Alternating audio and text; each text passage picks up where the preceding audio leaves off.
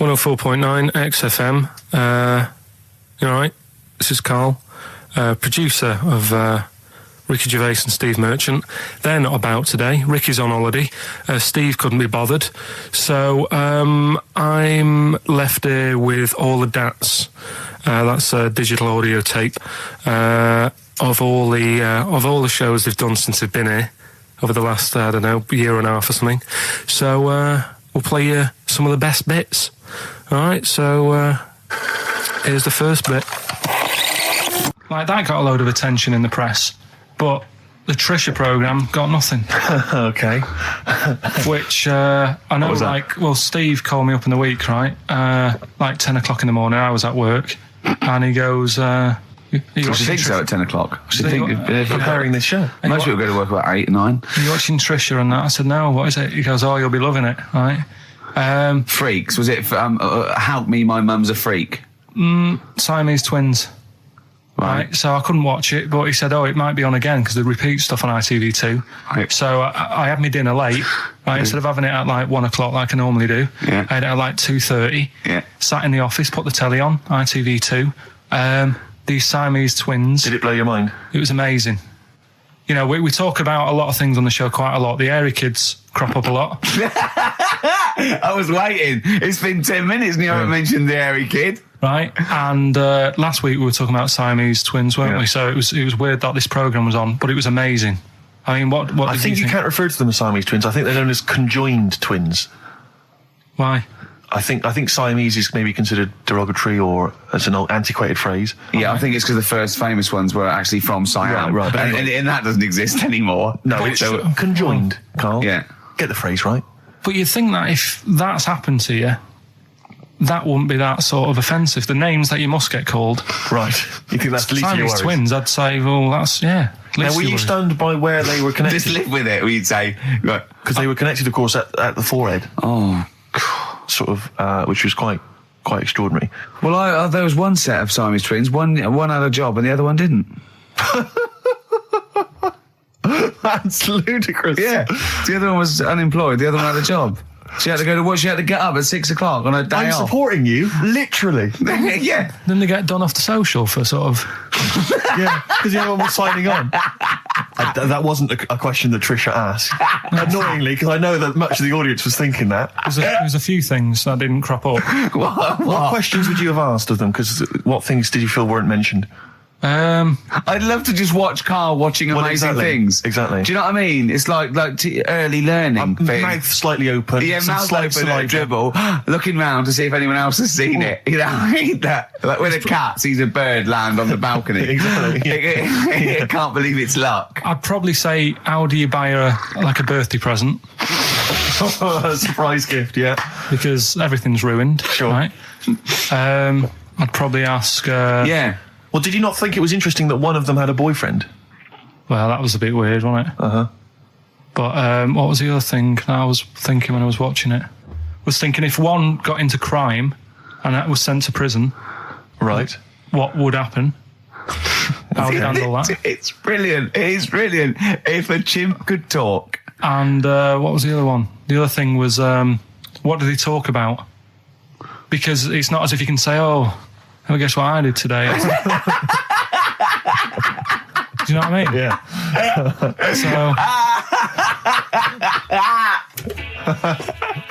The really weird thing about all this, right?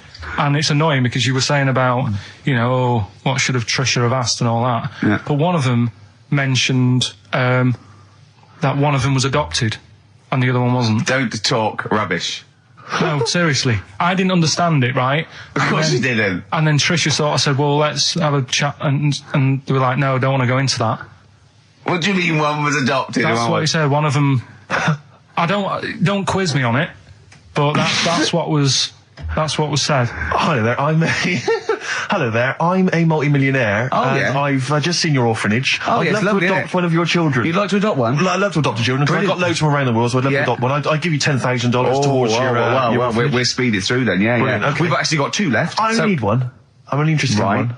Yeah, I don't need any more. Don't need any more. They're sisters. I know it would be tragedy to break them up, but I really only need one. Now break it up. There's the rub. You see. Sure. Because, You just need the one. It's $10,000 now. You can have that. I'll sign it now, but I don't want to discuss it further. I'll bring it around. Brilliant. Okay. Ding dong. Hi. Yeah. Brilliant. You brought my kid round. Yeah, there she is. There. That's a joy. Yeah. Okay. Just standing next to a bush. Yeah. Do you want to? Can you bring her out? No. Me? It's like, there's nothing behind the bush. So you just want. I just want to be able to walk 360 degrees round her. Do you want her or not? Yes, I can't believe it.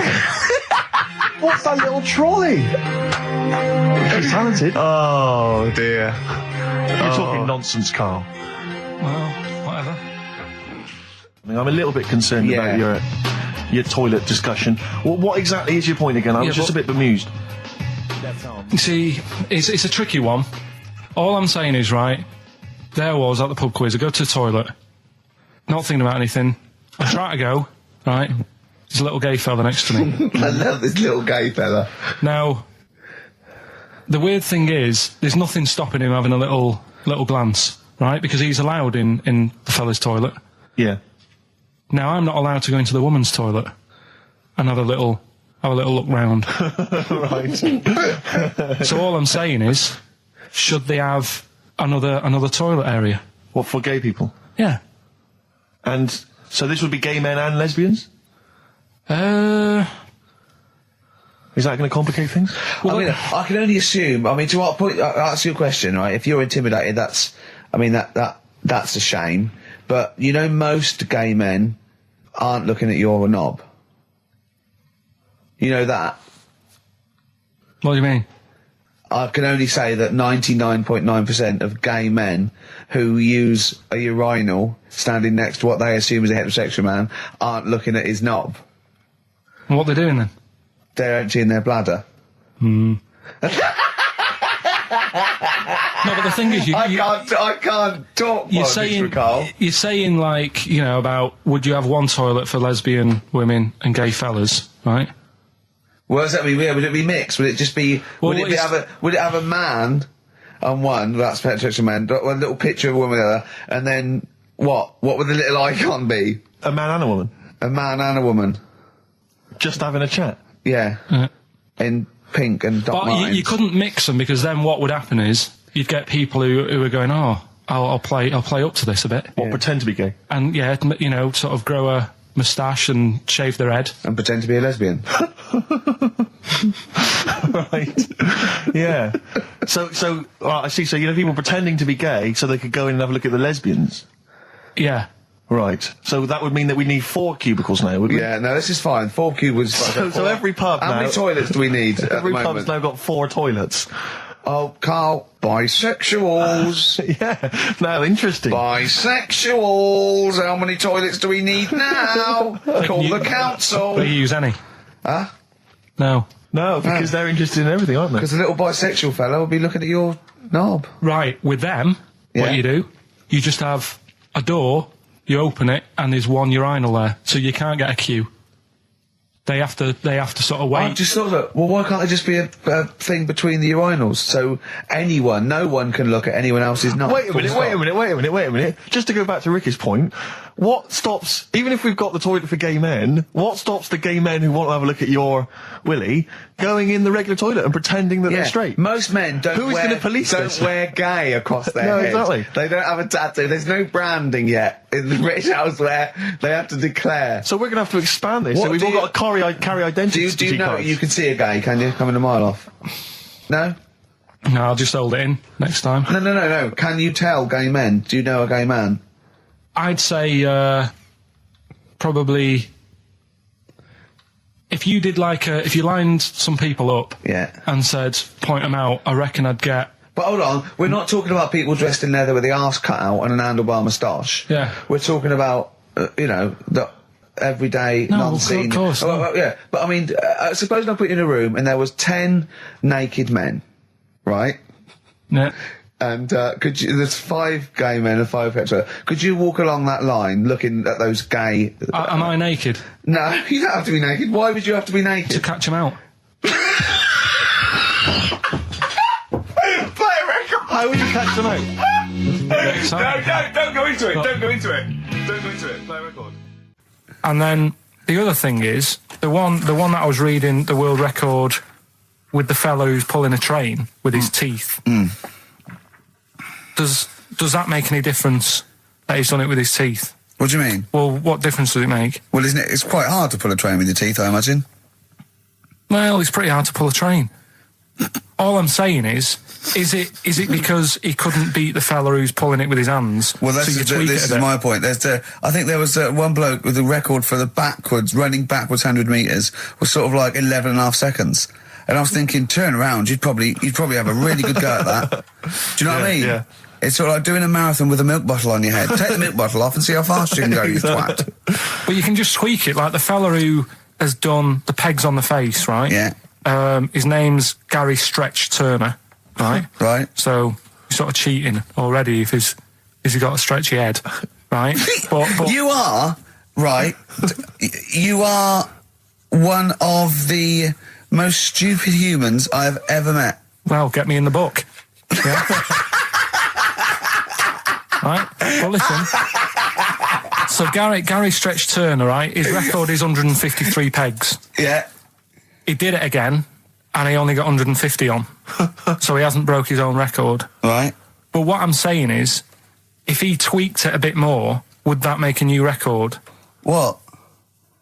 Well, if he said, I've got 150 pegs on, but at the same time as eating a burger. I see what you mean, yeah. He'd be the world record breaker for pegs and eating burgers at the same time. Yeah, just change it a bit. If you know you're not going to make it, just do something else. I'm assuming the rules are set at the beginning, Carl. That's it. That's where they say, right, you're just going to do the pegs thing. You're not going to introduce burgers halfway through, are you? Definitely not.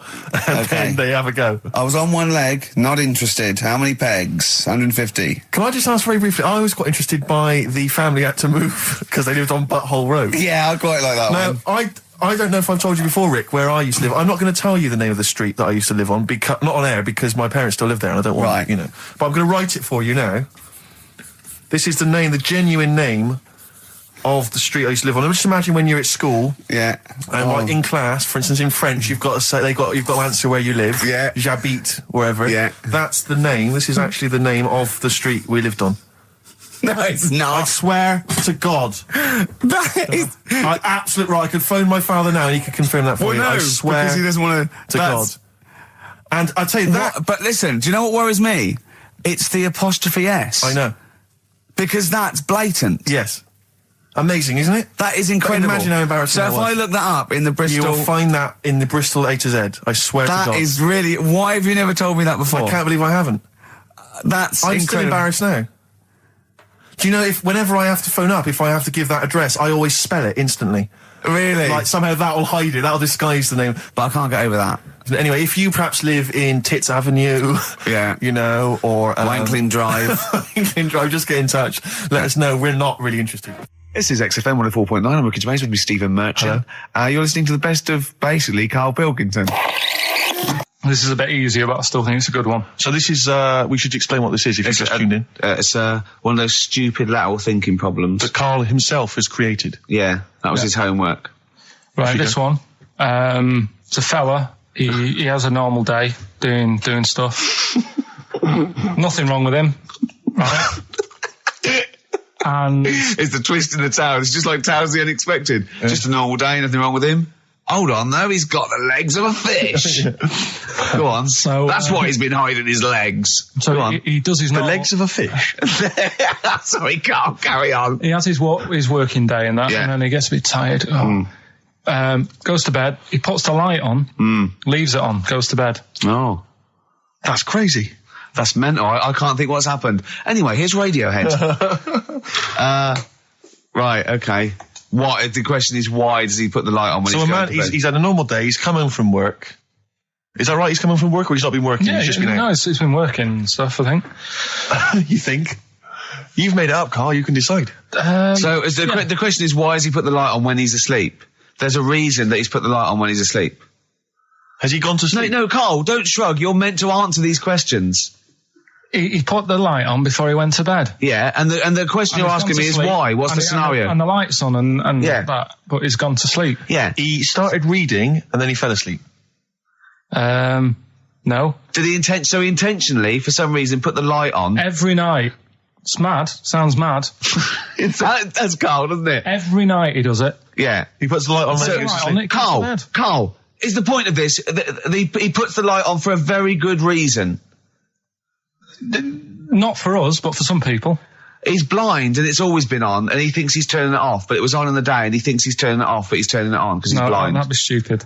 That works. No, that works great, Rick. Yeah. Thank you, Carl. So you've got to come up with... Hang on. If you're blind, why would you put a light on? No, he thinks it's off. Yeah. But why would he turn it on anyway? Just think so he doesn't get burgled, so people know he's in because he can't see him. So he just he puts the light on when he's there, then he turns the light off when he goes to bed, so people think it's fine. But he's got it out of kilter, and actually he's walking around in the dark all day. I don't believe that if you're blind, you turn your light on. I don't think you'd be living on your own, would you? I'm not having that for a Do second. blind people live on their own? I'm not having that for a second. Well, some people do. Lonely blind people live on their own. No, if you got bad eyes. Any even women?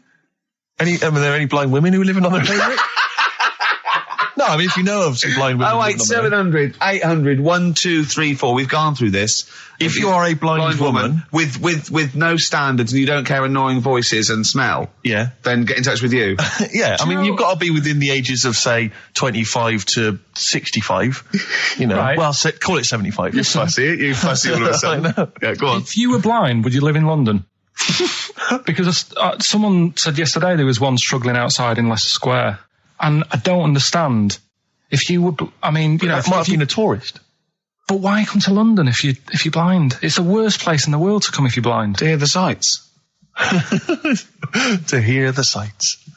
It's a bit mad, isn't it? They do the same job. They have tourist needs like anyone else. Yeah. No, but it sort of stinks, and you'd go away going, "Oh, it's not that good." I just thought I thought it was a bit weird. Well, never mind your concern for the partially sighted or sight impaired people coming to London. Get on with this. Yeah. So there he is. Yeah. It's like, oh, a bit tired. Yeah. Just put the light on. Get to bed. Yeah. So he turns the light on and he goes to bed. Yeah.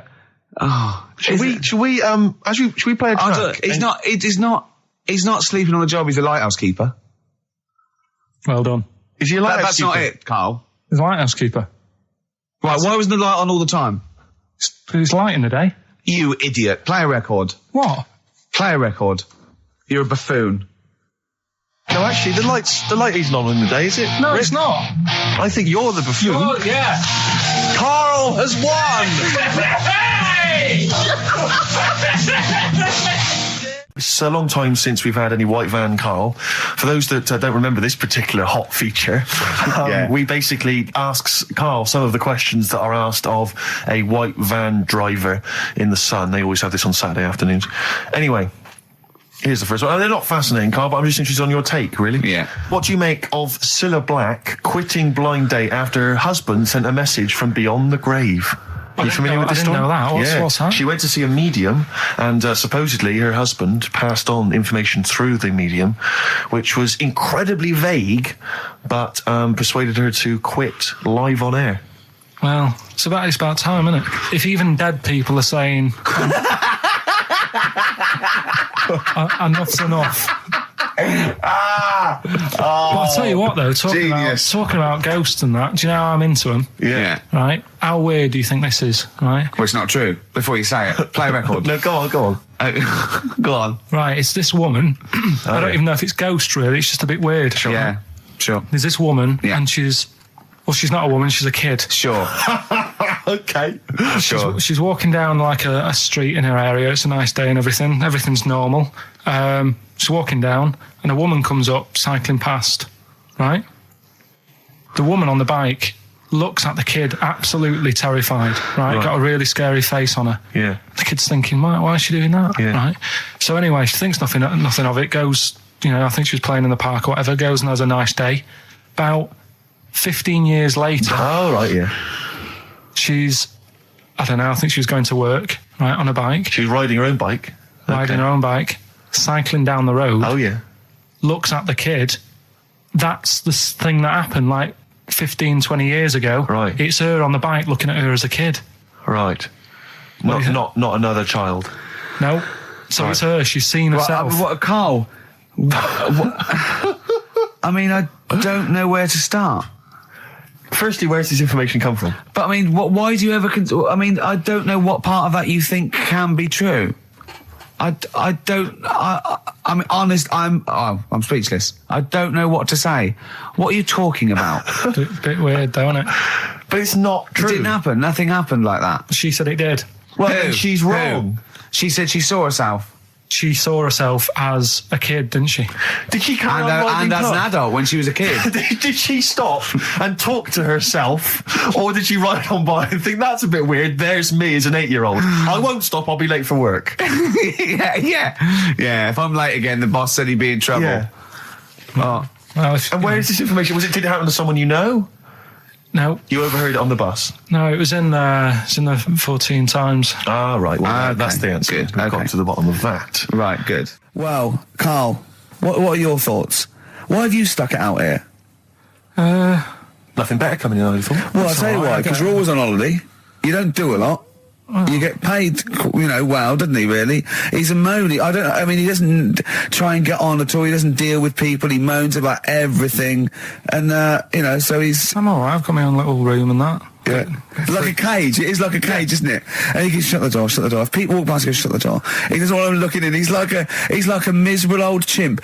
We noticed today how much he's simian, isn't he? It's very strange, actually. We maybe should try and get a picture on the website, because Carl's arms are particularly chimp-like. It's very, very strange. Because he's got that he's got long downy hair. It's And not the like... long extended knuckles. Yeah, and his totally round face that sort of the chin goes back and the dome of his cranium. I think, quite seriously, I know we sort of share about 98.5% of our genetic material with bonobos and chimpanzees, but I think he's got a little bit more. Yeah. I honestly think he's a little bit of a throwback. Just his line, they just kept to this sort of really the ugliest one in the cave and the tree, and he really didn't come out of it. I'm not saying you are, I don't think you are. Yeah, you're chimp-like. No, it does annoy me. My hair annoys me on my body and that. Because I've got like hair on my little toes and that. Have you? Then on the legs. Would you see your little toes? Can you pick things up with them? No, tried. Okay. Well, that's the finale of this week's show. We're going to see if he can play a record and put the fader up From a tyre, while swinging in a tyre. Just using his hairy toes. Yeah. I've sort of got hair all the way, but then it just runs out where it should be. On the top of your head. Top of my head. And is this part of the reason why you're always uncomfortable about, being nude or around naked people? Is that partly the reason, do you think, because you look so grotesque? Well, when I'm on holiday, I don't really like wandering about without a top on unless, like, it's a quiet beach or whatever. Sure. So what would you normally wear? Need. I just have like a nice sort of light, summery, sort of linen shirt, maybe, just a few top buttons open. Yeah. But I don't like... The naked body isn't that nice anyway, is it? You know what I mean? Whatever it is, if you're a cat and you're shaved, you don't look that nice. You know what I mean? But with I think you'll find a cat is naked even with its fur on. Cats don't wear clothes. No, but what I mean is, a bald cat isn't that good. You know, it does me head in that I'm bald. I'm not, I wish if I could have hair, it would be nice, but that's life. Would you prefer animals to wear clothes like Mickey Mouse does? Or Goofy? You know that I don't like nudist and all that. We've done it. But don't you think sometimes you could sort of like maybe fancify a little bit, like if there was such a thing as an ape salon, and there isn't, Carl. There isn't, right? Would you give a orangutan a trim, maybe sort of his hair? Because some of those look like they're going bald, but they've got a comb over, they don't should they? just have a shave. When it's like that. That's what I did. Just take it back. And the underarms as well. Yeah, they've really got a lot of underarm hair. Even the women ones. Really? Yeah. That's disgusting. I know. I don't know. I don't even know why they breed. I don't know how they laid some of those horrible old hairy ginger orangutans. Yeah, they are particularly grim, some of those. I know, yeah. The big ones. I know. Ginger ones. Yeah. They can't be happy, can they? What is that? Where did that happen, the ginger thing? Why do people give them, like, a hard time and that? Well, you just gave them a hard time then, so why did you do it? You were just flying in, were you, to people do sort of give... I don't understand why, but ginger people get quite a bit of stick, and I've never understood it. No, it's just, I don't know why. They do, don't they? I don't know, it might be historical, it might have been because... I'm sure they don't everywhere in the world. I'm sure it's probably... Oh, they are. They're always... I've said to you about even, like, ginger cats, they're always fat, because they You're sort of sick of it, probably. Wait. What do you mean? Ginger cats, what do you mean? When you see a ginger cat, they've been eating because they're upset. They're fed up and they've been bullied. You never see like a thin, happy ginger cat running about. It's always overweight and looking a bit fed up. It's just a good point, isn't it? I wouldn't say it's a good point, Carl. It's a point. So last week, the Chinese don't age well. Now, anything ginger, including cats, are sick of it. No, but I'm just saying... Are you ginger? Would you like to take issue with any of Carl's points? 83 XFM is the text. You can text us. Maybe you've seen a thin ginger cat. I'm not having a go, though. That's what I'm saying. I'm just saying it's weird how people give them a hard time. And it's if I could have hair, I'd go for ginger hair rather than being bald. Really? No. XFM 104.9 of a Saturday. Ricky Gervais with me, Steve Merchant. Hello there. But we're not here. No, we're away. So this is the best of, and I hope you're enjoying it. We certainly are. I woke up this morning, Feeling fine. It's not a blues song. And I turned my phone on, and it was from Karl, and it went, "Forget it, I've made my mind up." And I thought, wow, what is that? And I forget it, I've made my mind. I went, "Karl, what is it?" He went, "Oh no, it's about the text I sent you last night." I went, "Well, what was it? I just got this text." He went, I was just wondering, I was thinking last night." He said, "Supposing you had to have your hands removed." Sure. Right? And the doctor said, "Well, you can either have them stay like that with stumps, or I can sew feet there. What would you have?" And I was bleary-eyed, and I went, "The stumps." He went, "Yeah." I went, "All right." He went, "Yeah." And then what was his follow-up text to that? And then I got the text, it was obviously before it, and it went, and it was like quite serious. What would you do if surgery not doing your hands? Would you have stumps or the feet? Right? Now the way, when I said he's made his mind up, and I went the stumps, he went, "Yeah." I think secretly he decided on the feet, but was too embarrassed to tell me. There's a little bit of what would you do?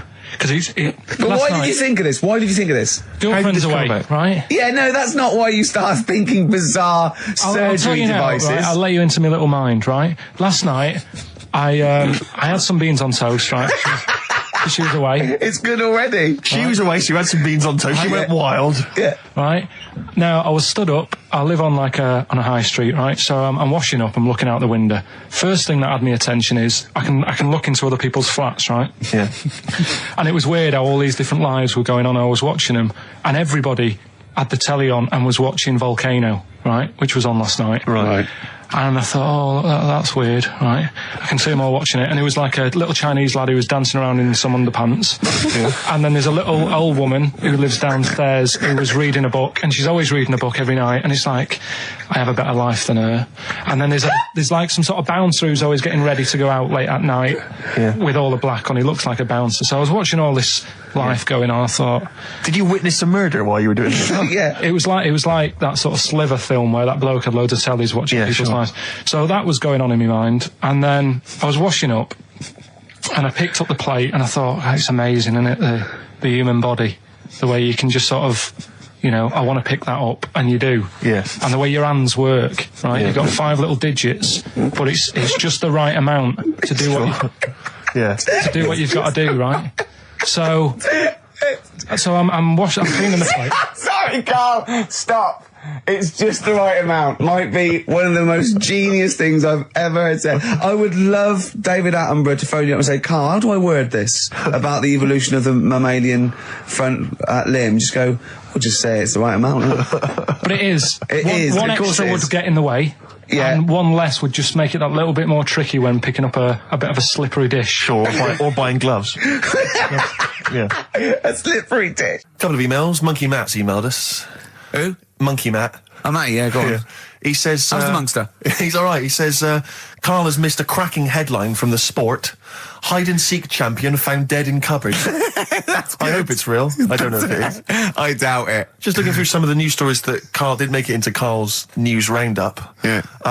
Just this one you might be interested in. Headline, woman says partner ran off to become vampire. Yeah. And it says a young mother says her partner has dumped her to become a vampire. Rebecca Roberts from Somerset says Matthew Barrett fell for a blood-worshipping woman in a US cult. The 23-year-old mother says he began shaving all his body hair, dressed in black, and used Rebecca's lipstick to redden his eyes. Rebecca caught him performing weird blood rituals in front of his computer at night, cutting himself to prove commitment. She said, I thought it was just a hobby. Everyone's got a right to one. I was pleased he'd found an interest. Brilliant. This is apparently from The Sun. Apparently he's left. He's gone to America. He's living in this Ohio-based cult. But it's the last bit where she's been asked whether or not, if he came back, would she take him back? Sure. And this is where I wonder if the journalist, you know how journalists are supposed to just report the news, be objective. Yeah. I wonder if maybe the journalist here has maybe had some interference. Made the quote better for them than go on. Because it says, I never thought this would take over his life. Now, if he came back, I'd say fangs, but no fangs. Oh dear! I can't believe. Imagine you're the woman, Rick. Okay. And I've come round. You're the to you. journalist. I'm the journalist, and I've come in and I've said, okay, I read about this. All I have to do is not say that thing. You've come. I understand you're obviously quite upset. Your husband's gone gutted. off. If he came back, would you take him back? Definitely not. Right. Really, What would you say to him then if he came just back? get lost. Right, but I'm really pissed off with you. Would you perhaps say something a bit more pithy? Not in this situation, no. You're upset? He cuts himself, he drinks blood, he's left me. Sure, Sod off. I'm not interested, mate. Because I tell you what. Go on. I mean, I like what you said there, but I wonder if Yeah. we could condense that a bit more. If he came back, would you say... Go away. Would you say something? Would you ever say something like, thanks, but no thanks? No, because it makes it flippant, because I'm really angry. I know you're annoyed, And I'm but- upset, so I wouldn't Sure. say... I certainly But what- wouldn't say thanks. I might say no thanks. But what if you sort of said it like aggressively, like you were giving him the finger, thanks, but no thanks? Like you didn't really What, mean sort it. of sarcastically? Sarcastically, would you possibly say I that? might say thanks, but no thanks, and that'll be it. And that's Right. and I'd leave it there. I'd never change that. Sure. I'd never change those words. Can I ask you a question? Go on. Do you like puns? Hate them. Right. I don't like It's Countdown. interesting. I don't like QI. I don't like any of those posh Cambridge, Oxford types. I hate puns. If you had to say thanks, but no thanks in the form of a pun, what would you maybe say? I wouldn't. I never would. Right. I'd say thanks, but no thanks. I would. I mean, I feel embarrassed that I'd even say that because I don't think I would even say thanks, but no thanks. Okay. But if I did go that far, I'd leave it there. Sure. So- have you ever noticed, as I have, Go on. the similarity between the word thanks and fangs? Not really. It's only- very similar. Not Thanks, really. fangs, FTH. There's a K. Fangs very much. G. It's A and S. Well, the A, the N, and the S, but that's about Would it. you agree it sounds marginally similar? Yeah. Is sort it of. possible you might one day say fangs but no fangs? I wouldn't know. Right. I could put that though, could I? But don't say I said it. Right. I mean, yeah. Fangs, but no fangs. Yeah. This is the thing. Just if you ever read an article in The Sun, The Mirror, anything, do not believe it. Really seriously question and query it, because If it ends with fangs, no if fangs. it ends with a pun, Yeah. almost certainly they never said it. Okay. It's not his fault. Let me have it's not his fault. You got to save this. This has got to teach me something. It'll be an interesting story. Right, it's not his vault. This fella, Yeah. What year? Ages ago? Olden times? I'd say in the 70s. Okay. Would you? Any evidence for that? And, Does he wear flares in the story? right, Is that this- your reason? No, it's a bit like Yuri Geller, this fella, right? Where Oh, yeah. he's electric. He's electric. And if he walks past the telly would fizz. Uh-huh. If he walked past the radio, it all goes like that. Ooh. His hair stuck up all the time. And he'd be having a bath and everything would be all right. And then the power would sort of switch on in his body. And the electric in his body made him jump out of the bath. So... What do you mean so? What is that so? What does that so mean? You've given us nothing. You've given us nothing. You'd have to at least give us the scientific explanation. Yeah. Electric eels have 400 volts in them. Oh, is this the running away again?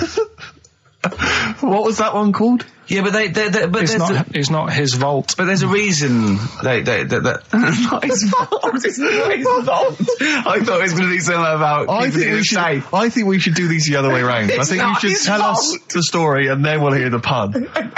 It's not his fault. It's not his fault. Right, let's leave it. Play a tune. Forget it. Educating Ricky. Doing it. We're not doing it. No, we are. Darkness growing on me. Love that. Love the darkness. This is the Best Of Show on XFM 104.9. I'm Ricky Gervais, with me Stephen Merchant. Yes. I hope you're enjoying the Best Of. What exactly is there then? Is it just a kind of moon-like kind of surround with just kind of dust and rock? That's exactly what you see. I was there when the Mars thing all went wrong. Yeah. I would have just sent a camera crew there, filmed a bit of that, right, and say, here we are, this is it. Ignore the little coffee shop in the background. Right? This is Mars, because that's where it's like just loads of dust, holes everywhere. Side it up. Little round-headed aliens complaining, whinging, just like Mars. Yeah. So, is there any? What's the best bit about the holiday? Come on, pretend you're Judith Chalmers. I have been doing. I would have done all. I would have said that. Don't bother. Right. I mean, the hotel was good. Yeah. That was all right. What was that like? It's all right. Just clean. That's all you want, isn't it? See, that's not quite what Judith Chalmers does. She doesn't go, what's the hotel like? All right, yeah, clean, innit? All right. What was it like? Was it, what was it? 3-star, 4-star? Did it have a swimming pool? What was the room like? I had a swimming pool and that. Yeah. Yeah, it's good. I think it was one of the better ones on the island. Okay. Nightlife? Wasn't really. Bars? Wasn't really. And there was a bar. There was some bands playing. Yeah. Not very good. Food got a bit boring. Yeah. It was always the same food every night, but they sort of themed it and made out as if it was different. So, like, on Mexican night, it'd be chicken with a nacho on it. Right. And Chinese night, sort of chicken with a little prawn cracker on it and stuff. Sure. But that got a bit boring. That's me just turning on my phone, because I want to read to you a text that I got from Karl. I think you sort of sum up the holiday in this text, don't you? Do you remember it? I can't remember. Let's have a look. Let's have a little look. Let's go Instantly, through what did Suzanne, your girlfriend, make of it? Similar view to you, that they should fill in the holes? Yeah, it's just that thing. You see, I went on a coach trip, right? And you go and see the volcanoes. Like I say, there's 36 of them. Yeah. Which, how many do you need? And when we're on the coach going round all these volcanoes, the fella on the front's going and look out your left window at the moment, and there's a volcano. And if you quickly look out at the right-hand side there, there's another one. Right. And on the left, he's just like, all right, we've seen it. Sure. Do you know what I mean? Yeah. And that trip, I mean, we'll talk about that trip in a bit. Right, this is the text I got from Karl, right? All right. Been up to a volcano.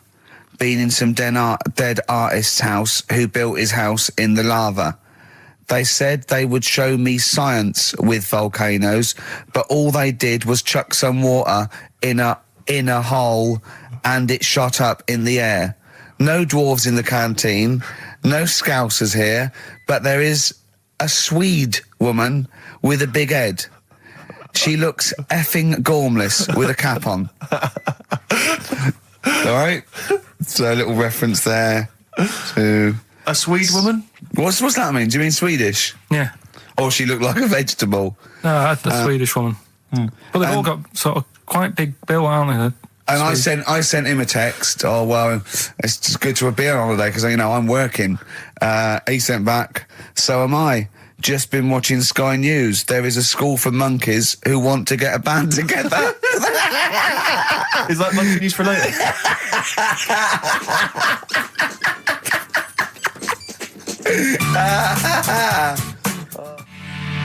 Oh My Corazon by Tim Burgess. I can't get enough of that. I love that chorus. On XFM 104.9. Ricky Gervais, Steve Merchant and little Karl Pilkington. But it was a nice holiday. Yeah, it's all right. It's just, I went there to relax and that. Exactly. Did a little bit of that. Trying to think of some new, features and stuff. Sure, always working. 3 holidays a year, Jesus. Oh, well, not really 3. Oh, 2. It's all one big sort of like work thing to me and Steve. 2 holidays, isn't it? Work hard, you need the holidays.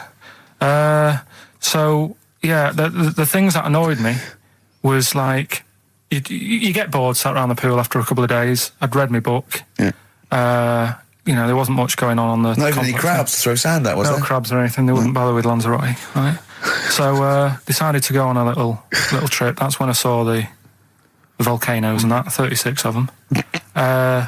So we go on the trip, and the thing that annoys me, it does happen every holiday that you go on. If you go on a sort of a package thing, they have these trips, right? And you pay about 40-odd quid, and they give you some wine, so it make it feel like you're getting your money's worth. But how many of these trips have you been on then? Loads. Probably about 12. Phew, more holidays than I've had. Go on. So go on. anyway, so you're on the coach, right? And they take you for the volcanoes. They took us in the middle of nowhere. Yeah. Right.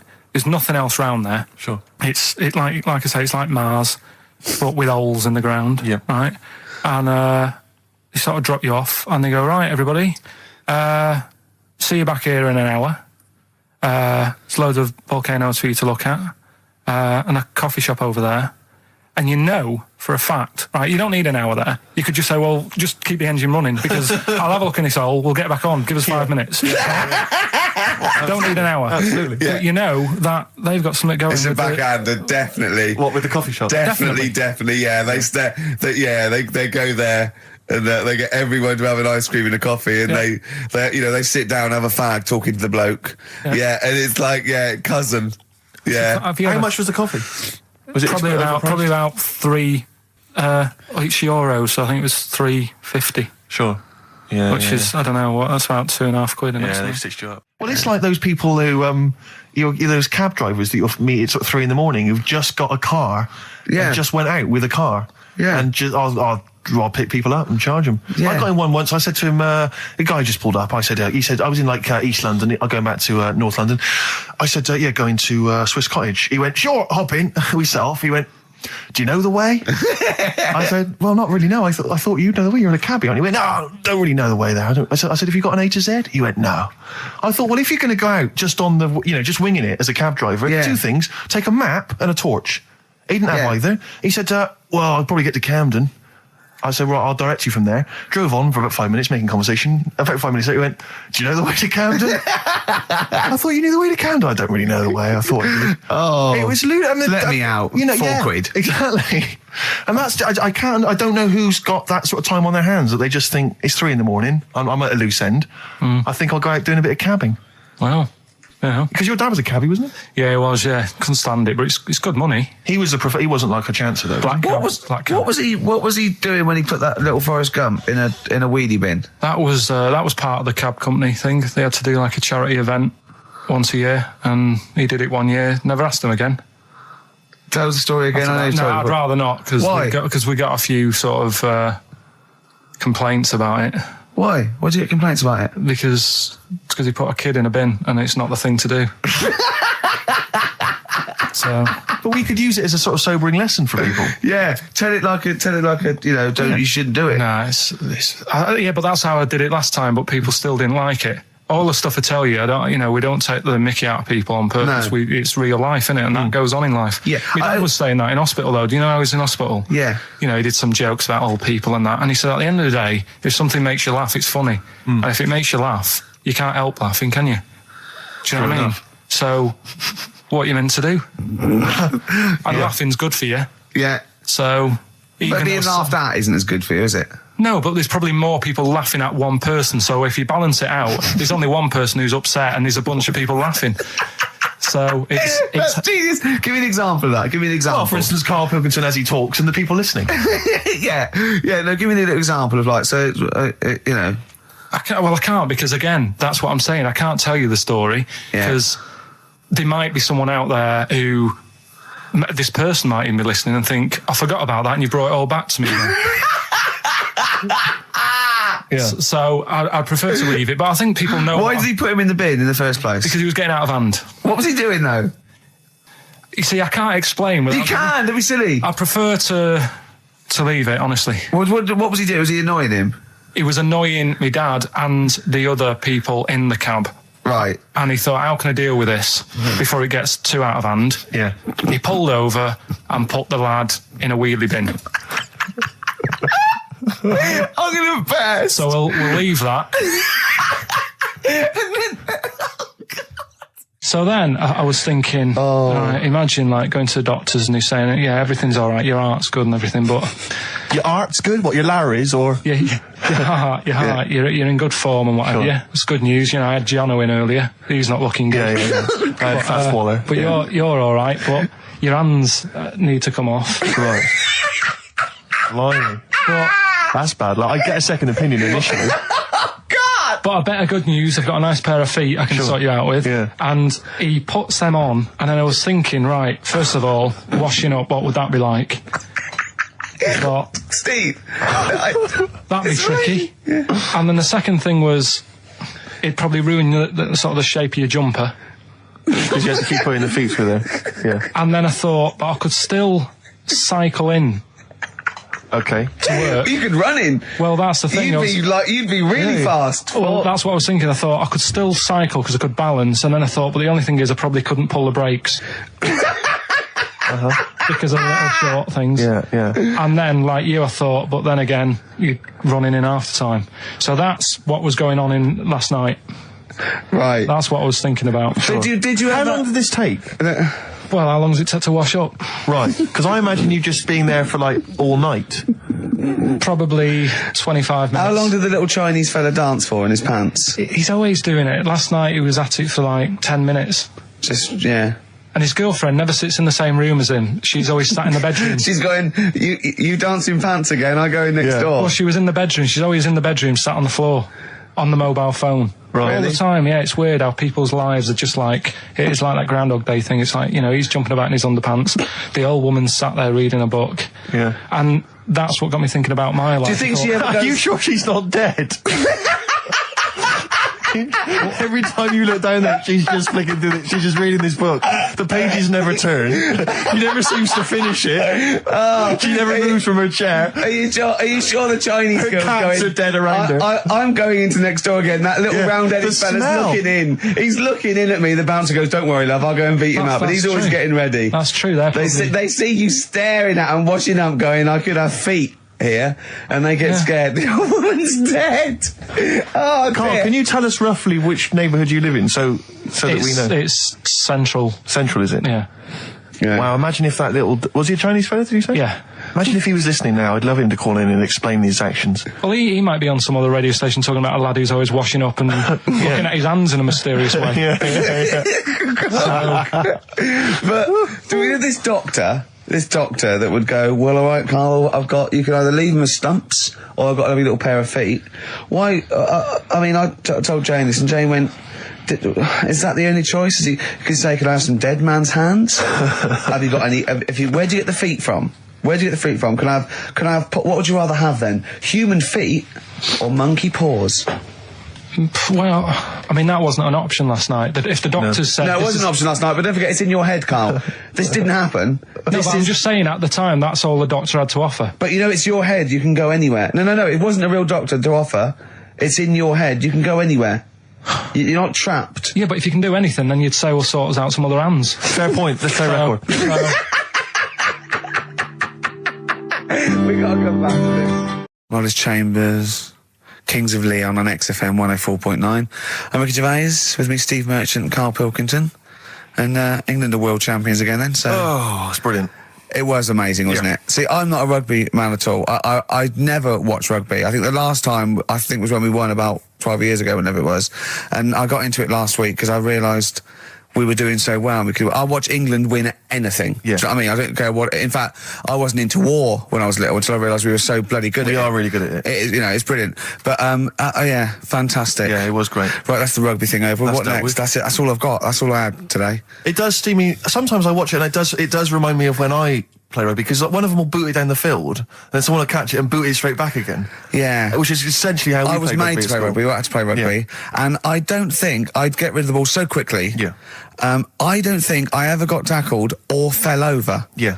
I think I touched the ball about 20 times in the 2 years it was compulsory. Yeah. I was terrified. Yeah, And absolutely. that's same as cricket. I can't. I'm a terrible batsman. I'm all right at bowling, but it seemed like the pastime for people I went to school was to injure you. Yes. It was funny to see someone poleaxe. It was funny to see someone get a cricket ball in the head. Absolutely, yeah. You know, I never so- relaxed into rugby because the first day I was going to play it, my mum, I swear to God, my mother said, "You're playing rugby today, you got the kit and everything. Enjoy it, be careful." There was a kid at my school who broke his neck. And Cheers, Mum. thanks very much for that. See you later. So I just went to school absolutely Man, one thing, petrified. broken neck, is that all? Does you get better in a couple of days? Oh, No, you can find your wheelchair. No. Enjoy the game, though. Yeah, no, it was. It was absolutely I was just petrified from that day. See, on. at least American football, you know, Got the padding, the helmets. Yeah, but anyway, well, no injuries, thank God. Thank goodness. So, Well, I tried to play rugby, but it's awkward when you've got glasses. I don't know, there's something about you didn't really play with glasses on. Yeah, of course, I couldn't see anything, could I? I couldn't see anything. How else was I going to play? Oh my God! And So you're bound to be cautious, because inevitably you're a bit more cautious when you've got glass next to your face. the tallest person on the pitch as well. Yeah. I mean, you were when you were about 14, you were probably 6 foot already, weren't you? Yeah. And everyone else was what, 5'2"? Yeah. So you were Towering above them. with glasses on. Just with the glasses on. And you've got pretty cool glasses now. Thanks very You've much. had a bit of a makeover. It's like Trinity and Suzanne said, Yeah. first thing to go, the glasses. Sure, sort them out, yeah. Yeah. And presumably you used to have those National Health sort of bottle. Pretty much. Yeah. Is it true you've never been able to mosh at I a tried to concert? mosh. Because Because I've always watched people stage dive in, moshing at concerts. I've always thought that looks like brilliant. You know, when they ride above Like a everyone's wave, heads. like they're surfing On across someone's hands and stuff. Everyone say, yeah. And I always wanted to do that because I'm a big rock music fan. And the only time I did mosh was at Rage Against the Machine. I tried to mosh at Rage Against the Machine. I love the idea of a band called Rage Against the Yeah. Machine. Yeah. Aimed at a man with glasses who Yeah. won't mosh. Well, it was at the Reading Festival, and I think the lead singer, I forget his name, he went, can I just remind everyone that racism and fascism are on the rise in Europe again. Let's not let it happen. What did you do? And we all cheered, obviously. I mean, if there's one thing that guarantees a cheer Yeah. at Reading Festival, it's down with fascism. And what did they do about it after the concert? Pretty much went back and went home and took had a some cup of drugs, tea. probably. I don't know what they got up to, sure. and They didn't go to Europe then and try and stop. don't think they got involved politically in Europe. I think they just continued to rage. Against the Machine. Yeah, mainly. but largely in America, I think. Sure. But I tried to mosh, and I got moshing, and glasses flew off. And I remember, because we were playing away, you know, you do what you tell me. And I was just going, careful! I've dropped my glasses. Can we be careful? Loads of kids in hooded tops. Yeah, exactly. Just going mental. Yeah, and they're all jumping up. So I was going, can we just calm down for a second? Let's until I not be got them? silly. Yeah. Yeah. It was absurd. And I had to kind of, scrabble around on the floor, and thankfully they were okay and they didn't get broken. So what couldn't you do then? What do you mean, what couldn't I do? What at school? Can you not see without glasses? No. I mean, it's like that you couldn't do anything. It's a blur. Really? It's a blur, definitely.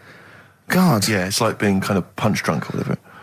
So yeah, you can't play sports when when you've got glasses. But why not contact lenses? Because they're not strong enough. No, they seemed a bit fiddly. Oh, brilliant. Bit of Lou Reed. Is that what you want? Yeah, Satellite of Love. Classic. A retro cut. Lou Reed, with a little help from David Bowie there in the background.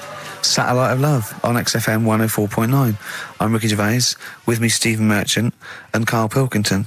Now, Steve, you know how Karl won't do anything outside his jurisdiction. He moans about stuff. Whinges He's got constantly. one job. We're doing about 5 things in the week. Always plate spinning. We just turn up and he's always available. He moans about it. He goes, oh, lucky you caught me, right? He's chatting. He's one of those people that whinges enough and people think he's overworked. So he got Mondays off, right? He's just a whinger. Yeah. I haven't He got won't- Mondays off though, have I? Yeah, well, anyway, 2 hours on a Saturday. This is what the phone message he left me Wednesday on my mobile. But I just is chatting about certain things that are going on at the moment. What he does need to know. Duncan, who mentions, is my agent. And, you'll understand a few other things. But this is the sort of message I get from Karl, right? Whinger. Old messages. Alright, 12, Wednesday.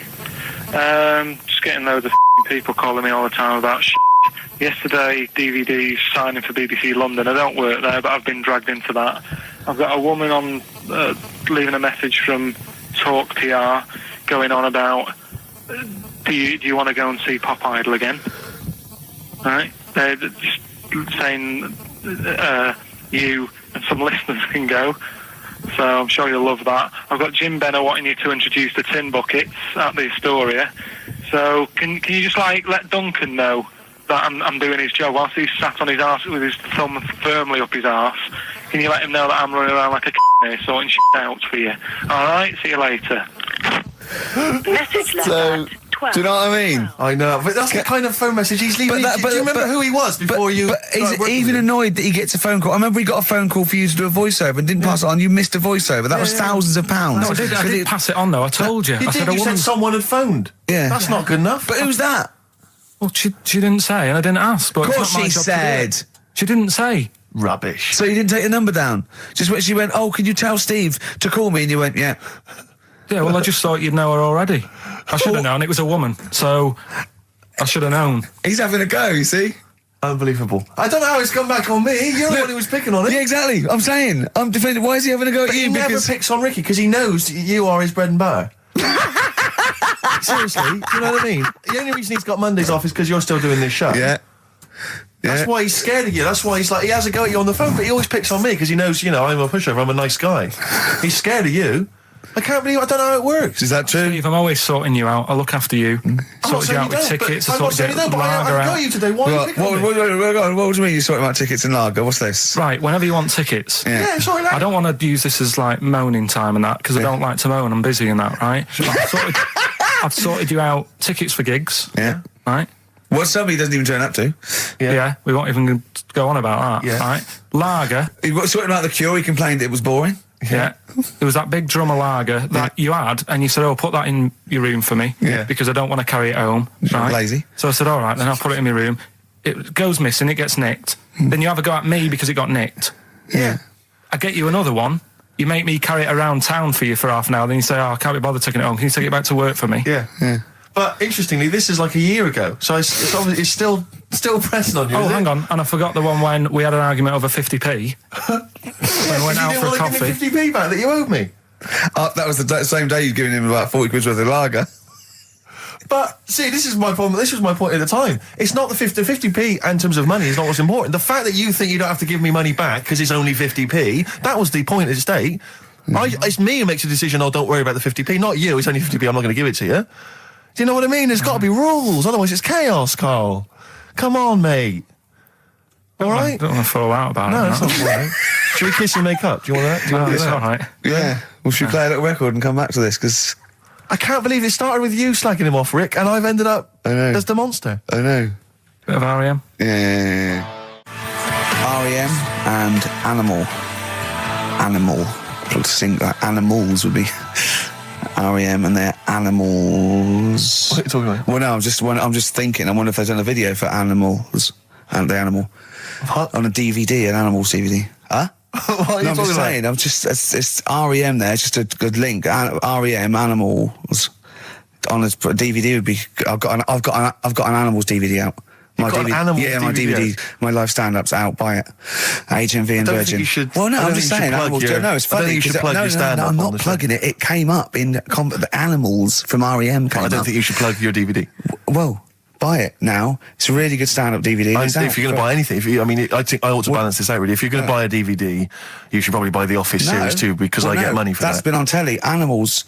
See, Animals hasn't been on telly. The Office has been on telly. It's involved with it. But I don't get any money for No, the I know, Animals but that's DVD. what I mean. I get wasn't everything involved. from Animals, whereas I've got to share The Office, where it was with you and some of the other actors, whereas I get the lion's share. Lion's an animal. The lion's share of Animals. It's all mine, you see. So, The truth of it is that it's not. I mean, it's your stand-up, and it's Yeah. not great. It's a bit no, but weak. nor's my A acting. lot of the observations Nor's my are quite acting all poor. right. No. You're but a great actor. I'm rubbish in The Office. One trick pony. Well, I I just agree with touch my that, tie and I look at the camera, bored with that. Yeah. Animals, whole new side. Yeah, but 15, frankly, you've been 15 quid. You've been doing so much publicity on TV that if people have seen it all, they'll have probably seen all the best clips. No, Yeah, but The there's only a Office, couple of decent It's gags. only really the dance, and you can get that on a JPEG. So Some other great stuff. Don't in buy there. The Office. There's some other great stuff in there. No, Phoenix Nights is better than The Office. So buy Phoenix Nights, don't buy The Office.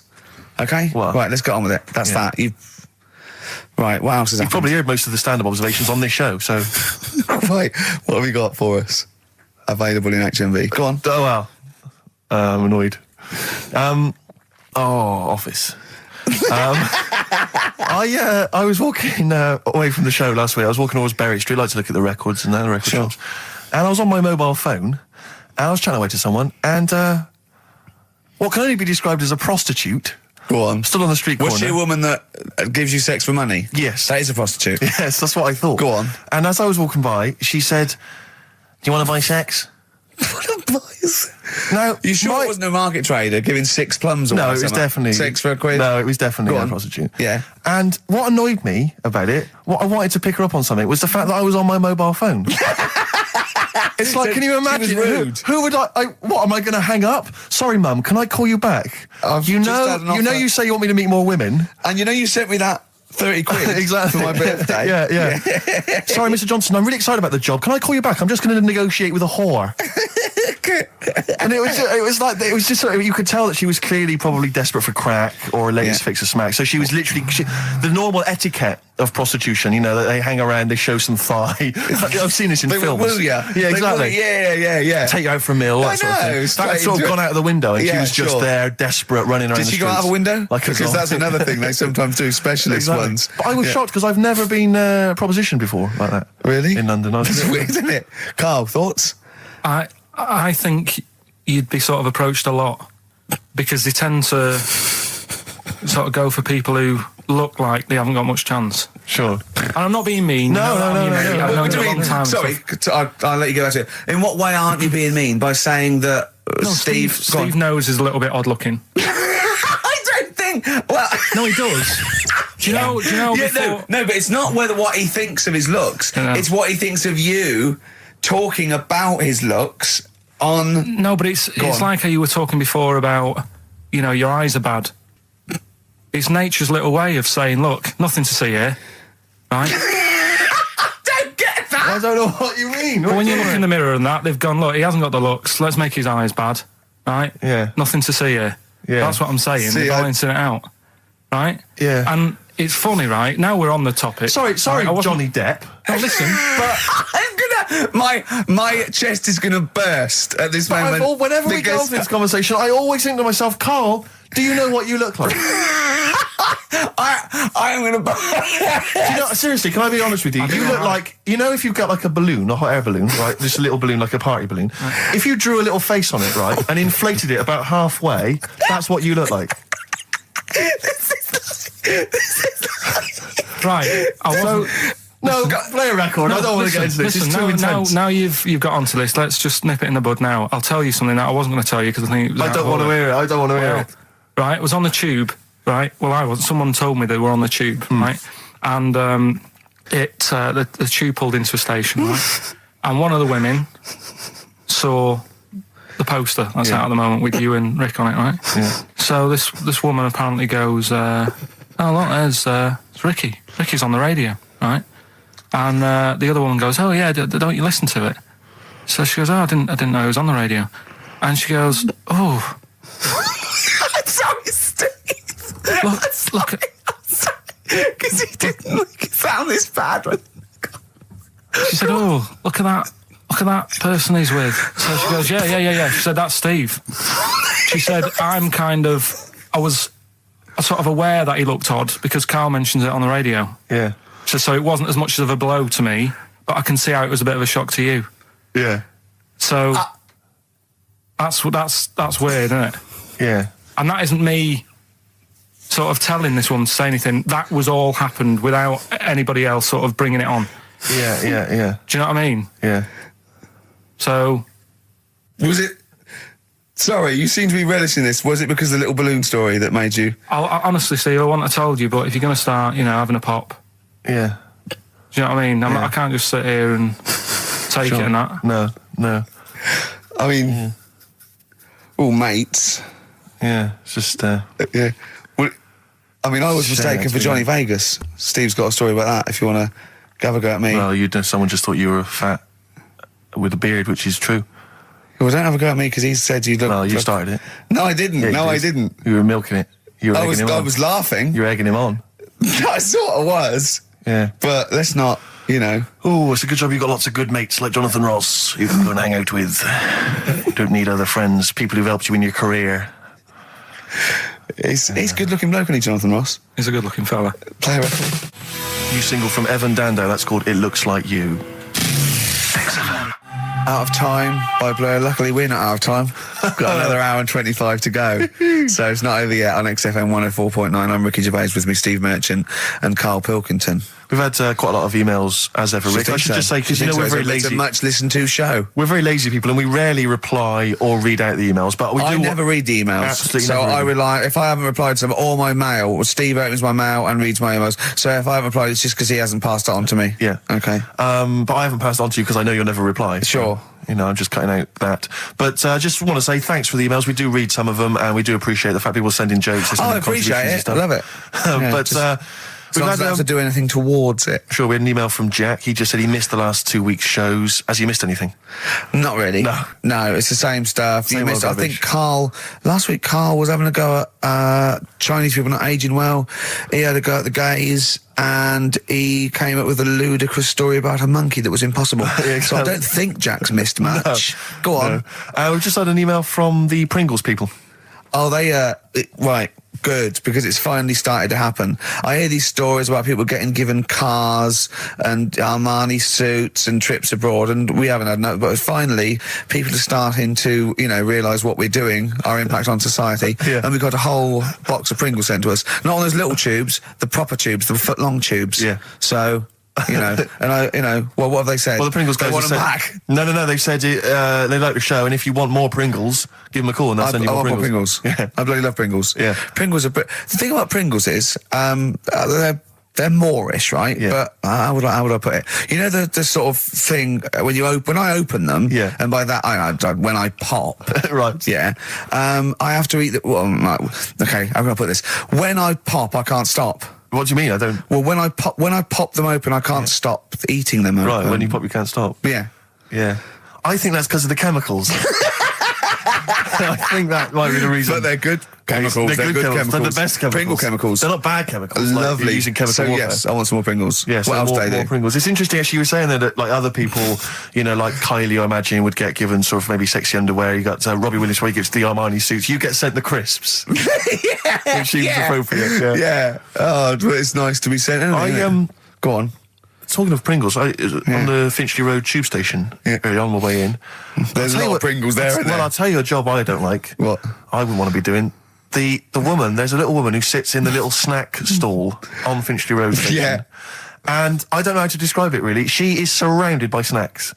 She can't move for snacks. Does it look like American Beauty, but with different... Not dissimilar to that. Yeah. It's a little hut on the station. And it's like, if you go to the seaside, you can put your head through one of those cardboard cutouts and it looks like you're a big fat person, whatever, and you can have your photo taken. It's like an equivalent of that, but it's just snacks everywhere. She's got bananas up to her chin. She's got chocolate coming down to her eyes, crisps either side of her. She can't move. She can't do 360 degrees. She's like packed in there. I don't know how she gets in there. I think they put her in there first, and pour in the bananas. Yeah. And then they go pour in the nuts. She has 2 hours of makeup before they open, dressing her in there. Because I'll ask for something from the fridge, and she cannot turn her head to see. She has to go by feel alone, just to feel the fridge and get stuff out and pass it. And often I'll say, that's not what I wanted, but she can. You've got to let her off. It's extraordinary. Dear. But there's no music playing. Does she have to sell her way out of it? Exactly. If it's a slow day, she's stuck there till the next day. Yeah, it's like a world-breaking attempt. Yeah. Oh dear. First Finchley Road. So if you're on Finchley Road or just want to pop down there, have a look at the snack woman, because it is. How does she get refills though? I don't know how it works. I don't know how she goes to the toilet or eats. I don't know what she does. Yeah. But God bless her.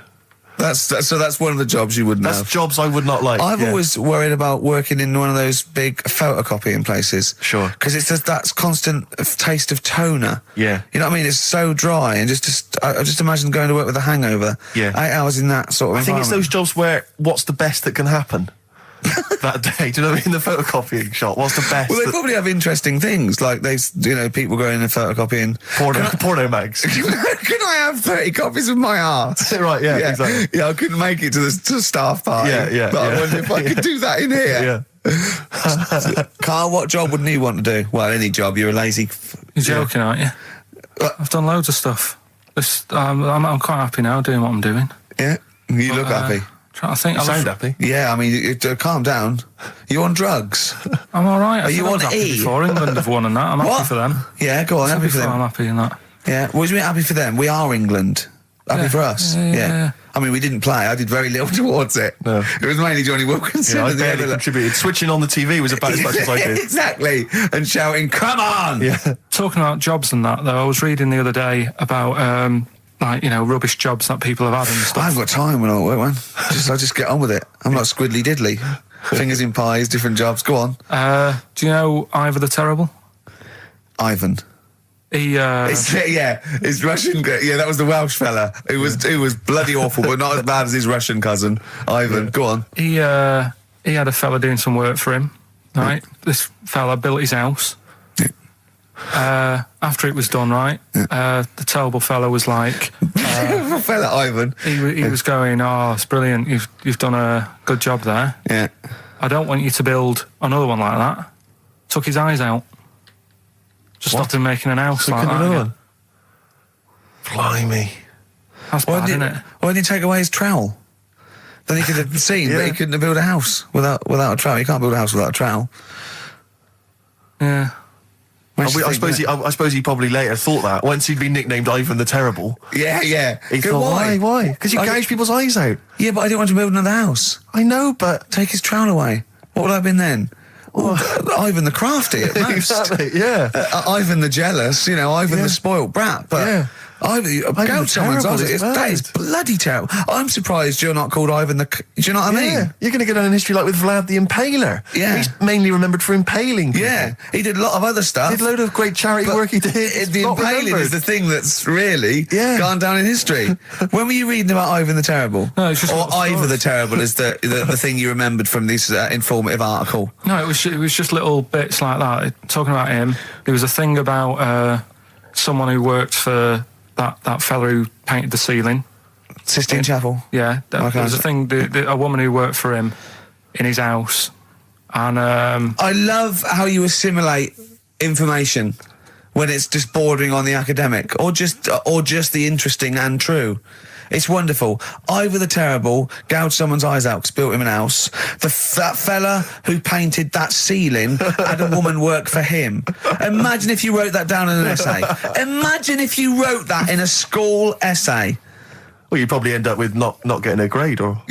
or thinking you turned Yeah. out to more than you had. Exactly. Anyway, the Go woman on. who lived with... Yeah, the woman who lived in a shoe. Go on. yeah, there was this woman who lived with him, and she used to go out and do all this shopping and that. Yeah. But because she couldn't read or write, he used to have to draw everything that he wanted. Why couldn't you just tell her? I don't know. No, but no, wait. That's an excellent point. Could she talk? Yeah, but if it's a big list and that, loads of different coloured paints. But why and couldn't stuff. she draw on a piece of paper? Why did he have to do it? Because he's a better drawer, isn't he? That's the point. That's it. That is. We were just looking for the logic of the story. You found You it. done it. Play a record.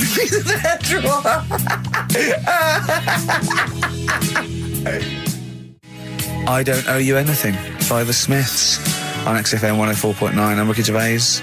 With me, Steve Merchant and Karl Pilkington. Karl, over to you. This is the time where we play, the world famous quiz, isn't it? Rockbusters, isn't it? Yeah.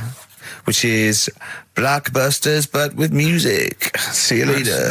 Cryptic clues and that. Do you want to say? Not really, Steve, not the- really cryptic, but go on. We've got a number of DVDs to give away, including some teachers' DVDs. We've got a bunch of CDs here, and also Ricky Gervais's live stand-up DVD, Animals, brilliant. which Cool. is not good at all. I really would not encourage people to buy that. It is Well. weak observations, poorly performed.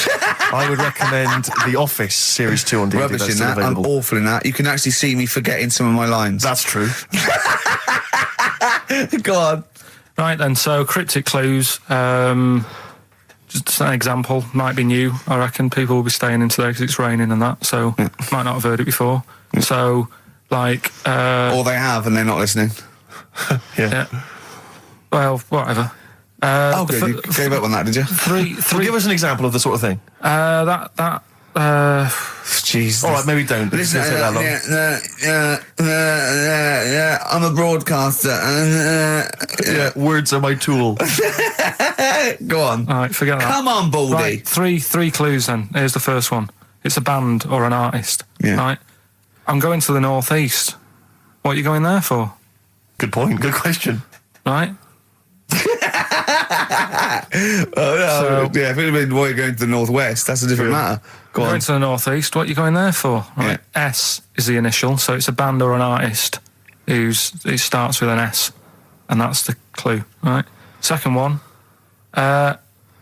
she's related to the man in the lamp, right? That's G, right? She's related to the man in the lamp, right? And the third one is the Jamaican fella would love to live there, but it's a little bit pricey. Oh God, I feel an accent coming That's on. one where you're going to have to think about it with the accent. I imagine. Initials there, DS for that one, right? So the Jamaican fella would love to live there, but, you know, it's a bit dear and that, isn't it? A bit pricey. So, So give us some again quickly. right, the first one, I'm going to the northeast. What are you going there for? That's S. She's related to the man in the lamp, you know. That's G. Changes a and bit. the Jamaican fella would love to live there, but a little bit pricey. Mm-hmm. And Okay. that's DS, so email in or text and that. Ricky.gervais@xfm.co.uk. What's Or the text 83XFM. Yeah, what's Win that? those prizes. All right, Brilliant. play some ads. Yeah.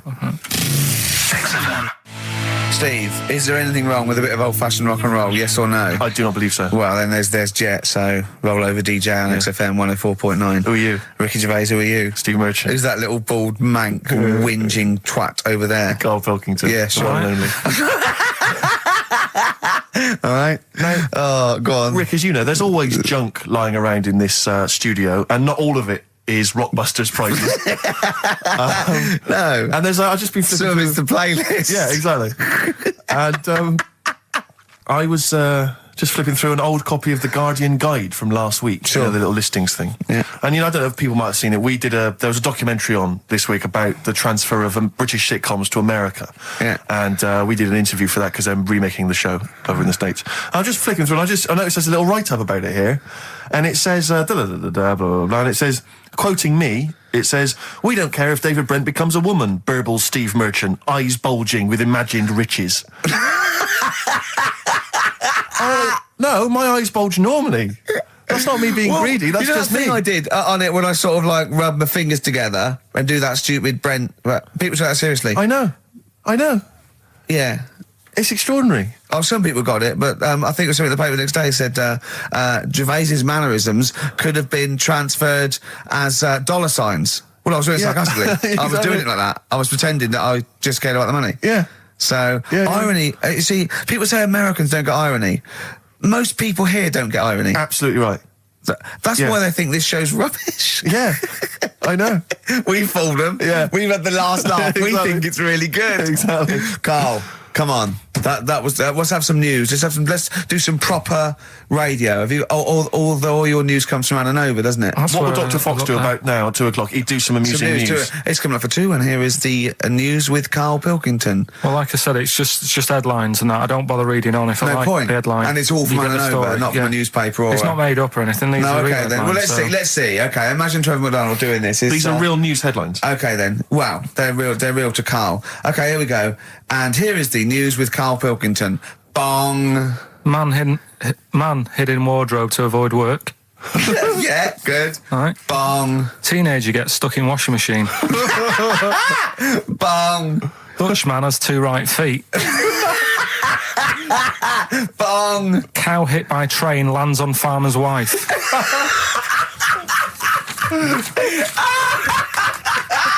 That is the real news to you, isn't it? That's brilliant. I was just thinking the cow flying through the air. Yeah. And the wife going, oh no. Yeah. Oh dear. Dutchman has 2 right feet. Yeah, he's having some operation or something, and What, they put the wrong foot on him? he's got 2 right feet or something. Well, maybe it was only a right foot that was available. Good dancer. Yeah. Oh dear. What Well, else? in real news, I was I followed that thing with it was that fella that got into the palace when Bush was there. Right, an The undercover journalist, yeah.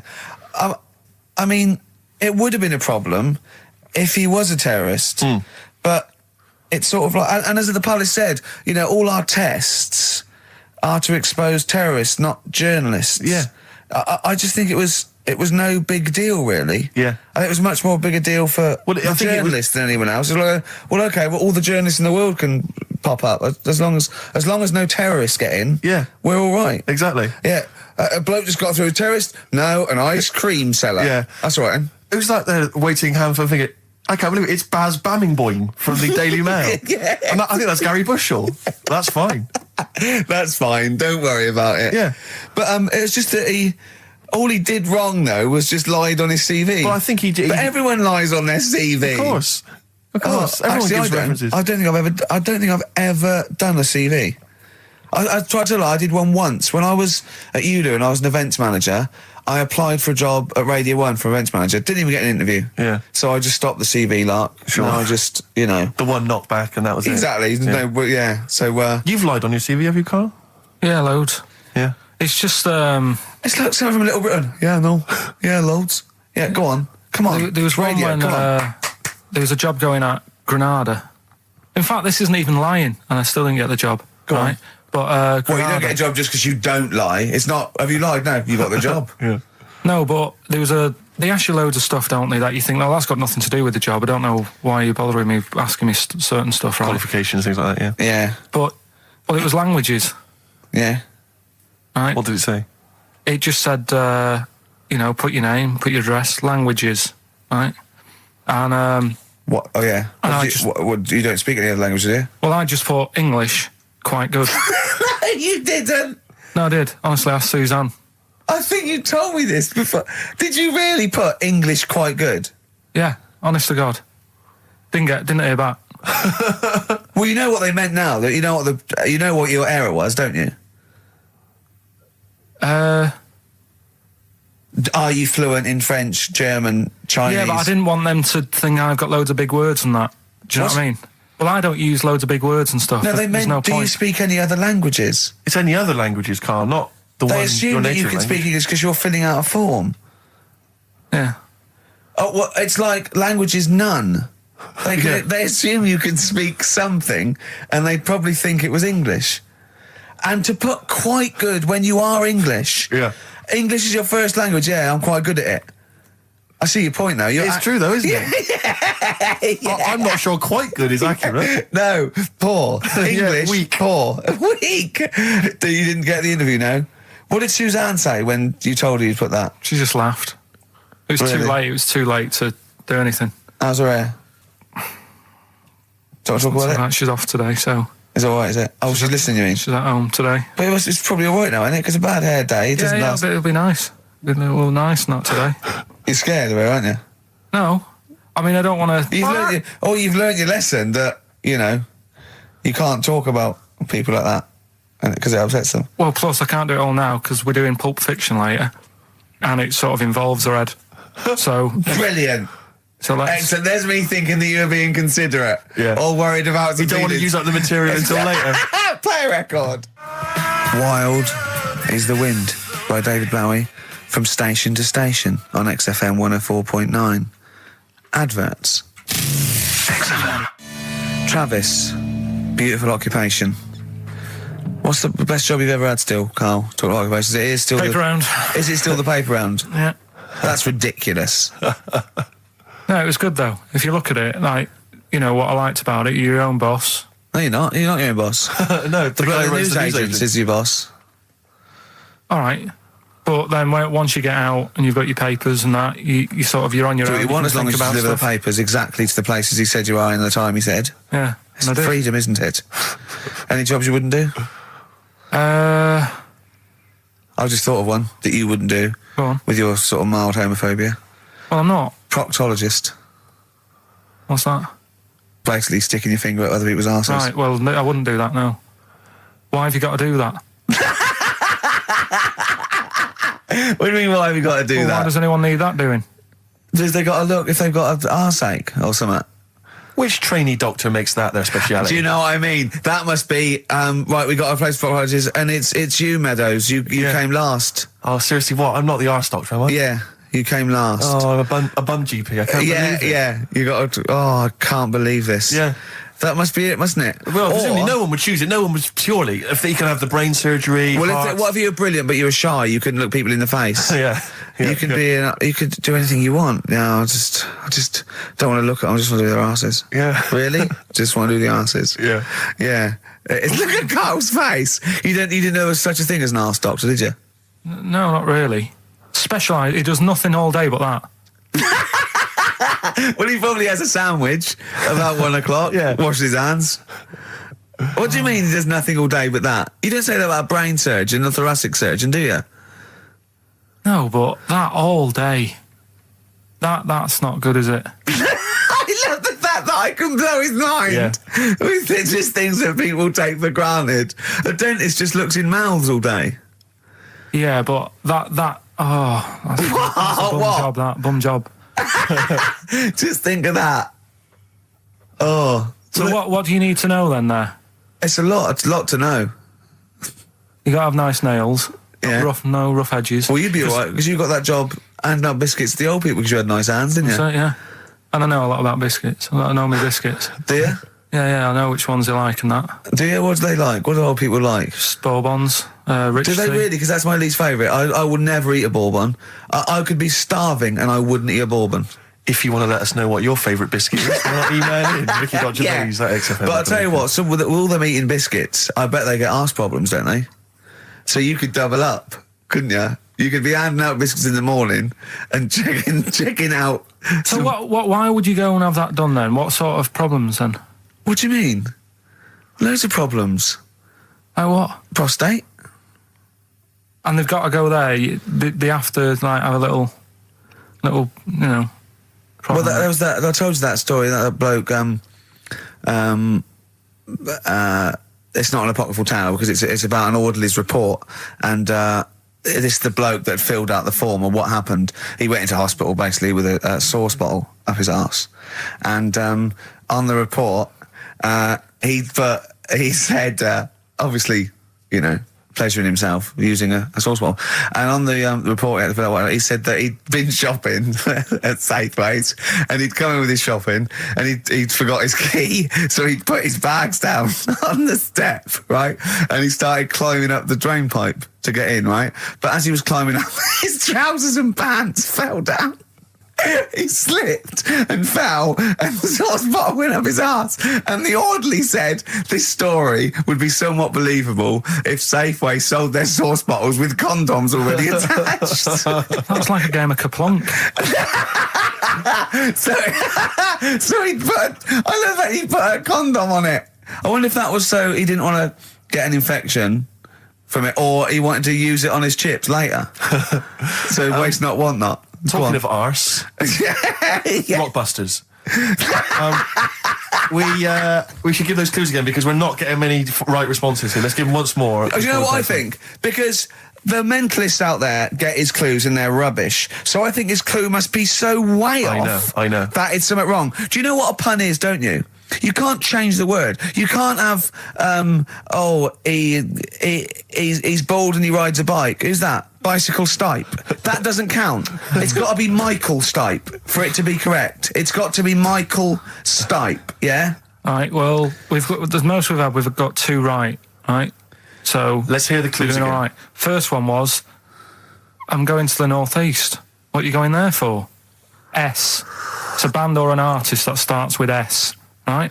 I'm going to the northeast. What are you going there for? Second one, she's related to the man in the lamp, right? That's G. Band or an artist. The last one, the Jamaican fellow would love to live there. It's a bit pricey though, right? DS. Right? DS. DS. Email in or text in. Ricky.Gervais at xfm.co.uk. Or on the text, 83XFM. Right? Bob Dylan.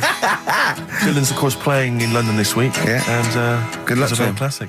Bob Dylan, It's All Over Now, Baby Blue from 1960-something. Bit of trivia for you, Steve. Go on. That is the last record we ever played on the old XFM before we were fired. I bet that was a moving moment for about 8 people.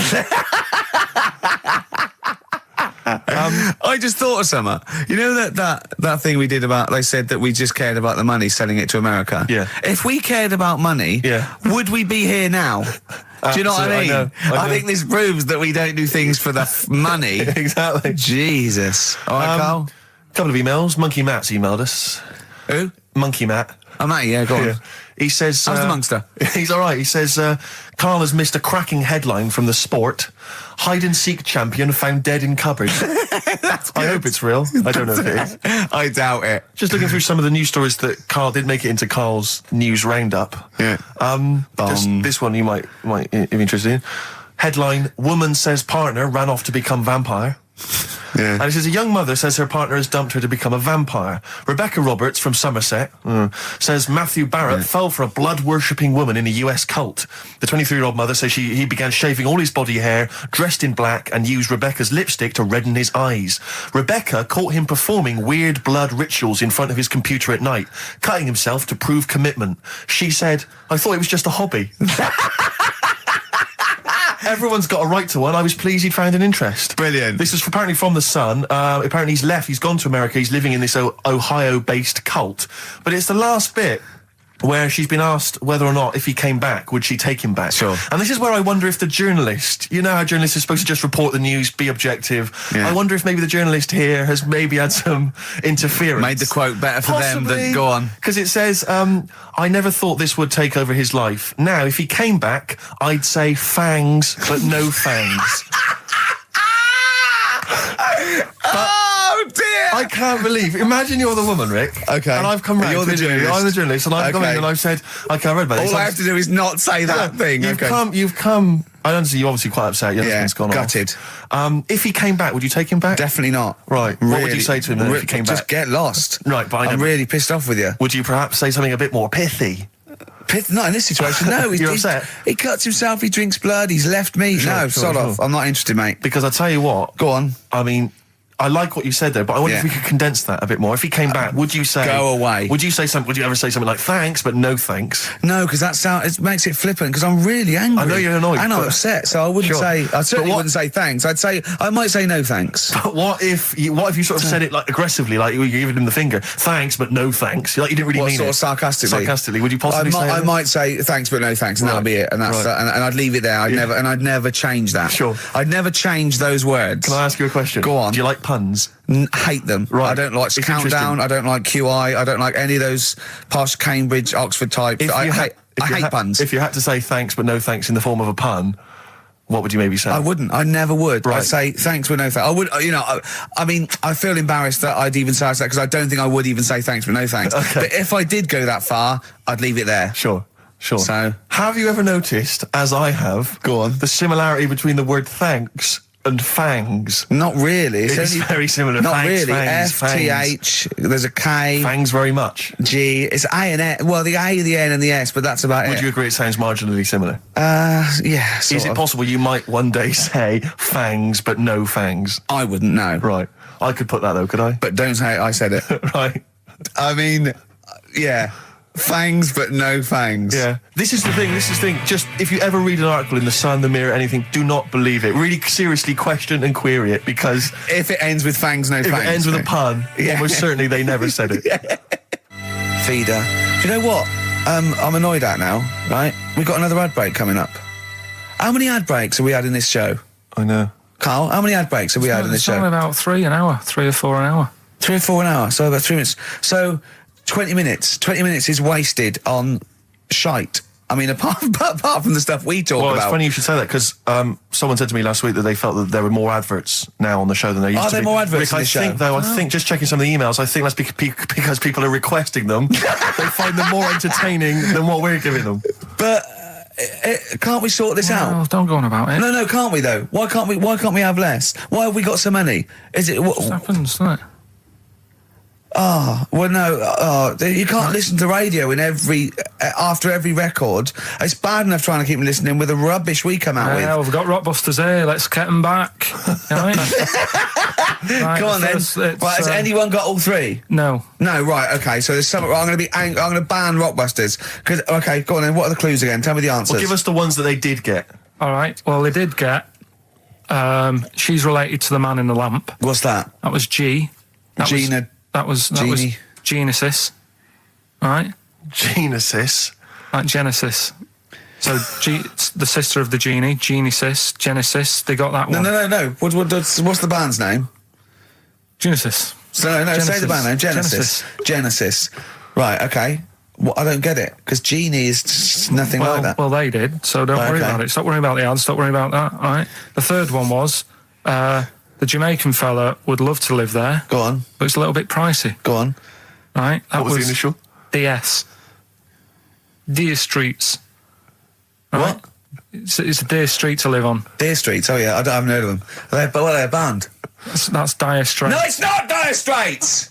It's not Dire Straits! Deer Streets! The Jamaican fella. Go on, make it sound like that. Like Deer Streets. Deer Streets. Do it again. No, it's still not. Keep going. I haven't got it yet. Go on. Deer Streets.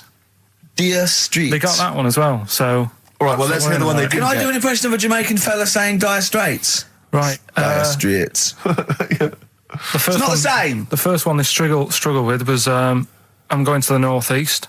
What are you going there for? Well, when you say struggled with, no one got this. No one got it. Go on then. Didn't even attempt it. Okay, go on, the northeast. What? I'm going to the northeast. What are you going there for? Seal. Seal? What? Hull's up in the northeast, isn't it? Hull is, yeah. Sea Hull, yeah. Yeah, so what I are you haven't going heard there of them for? either. Got a seal, right? So that works. Who's Sea Hull? Seal. Oh, Seal. Yeah. What's that got to do with the north, though? Seal. That's the way I'd say it, innit? Okay, that's the end of Rockbusters. Unbelievable. That's the end of Rockbusters. I can't believe we even brought it back, Rick. Right, I'm serious. That's the end of Rockbusters. Can I be honest with you? Go on. I'd love to hear some adverts now instead of that. Well, hang on So a would minute. Adverts are better than that. I'm just saying Laura. Doesn't matter. Laura's the Fine. one with Well done, Laura. Right? She Well only done, got two, Laura. but we'll give her that. Yeah, just play the So, ads. I'm actually looking forward to the ads. Really looking forward to it. I hope there's a microphone. Black Rebel Motorcycle Club. We're all in love on XFM 104.9. Sorry about Rockbusters.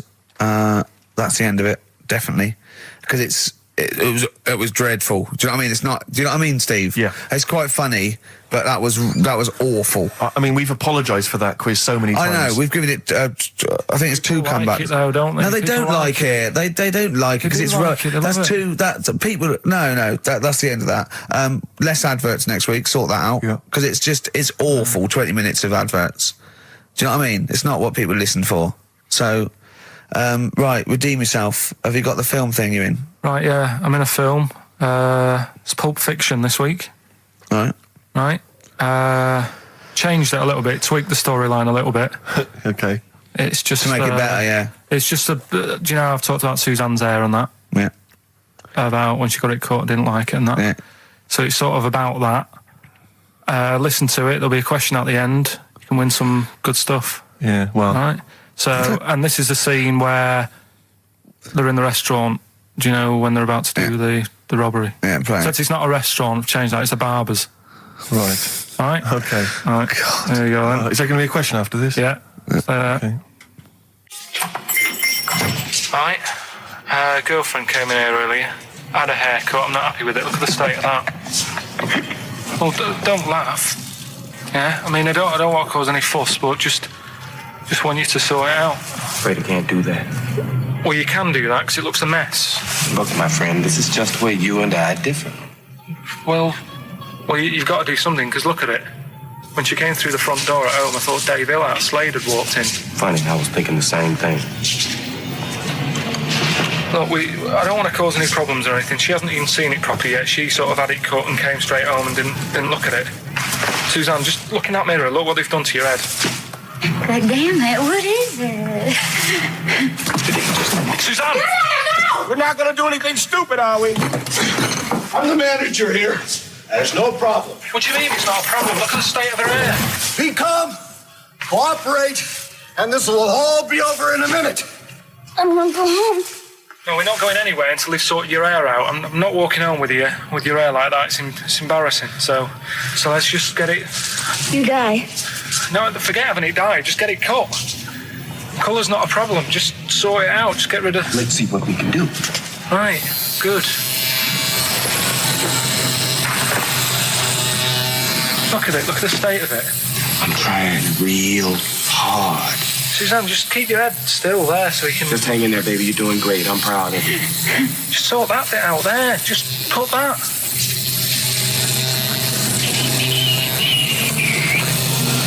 My barber says I've got the hair of a Chinaman. Have you heard that before?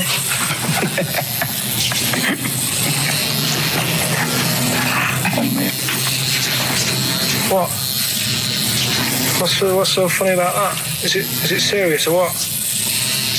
Freaking me out. If my answers frighten you, you should cease asking scary questions.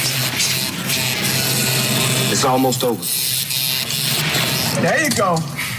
No, it's not brilliant, but that'll have to do, won't it? I reckon we'll have to buy her a hat on the way home. Yeah, that's probably a good idea. Do you think Suzanne's listening? It's alright, isn't it? I like the fact that in that she's represented with a sort of dimwit southern accent. Yeah. Your girlfriend. So I'm sure she'll have appreciated that. Alright, It was nice, yeah. It was a nice... I don't know what kind of copyright infringements that was made.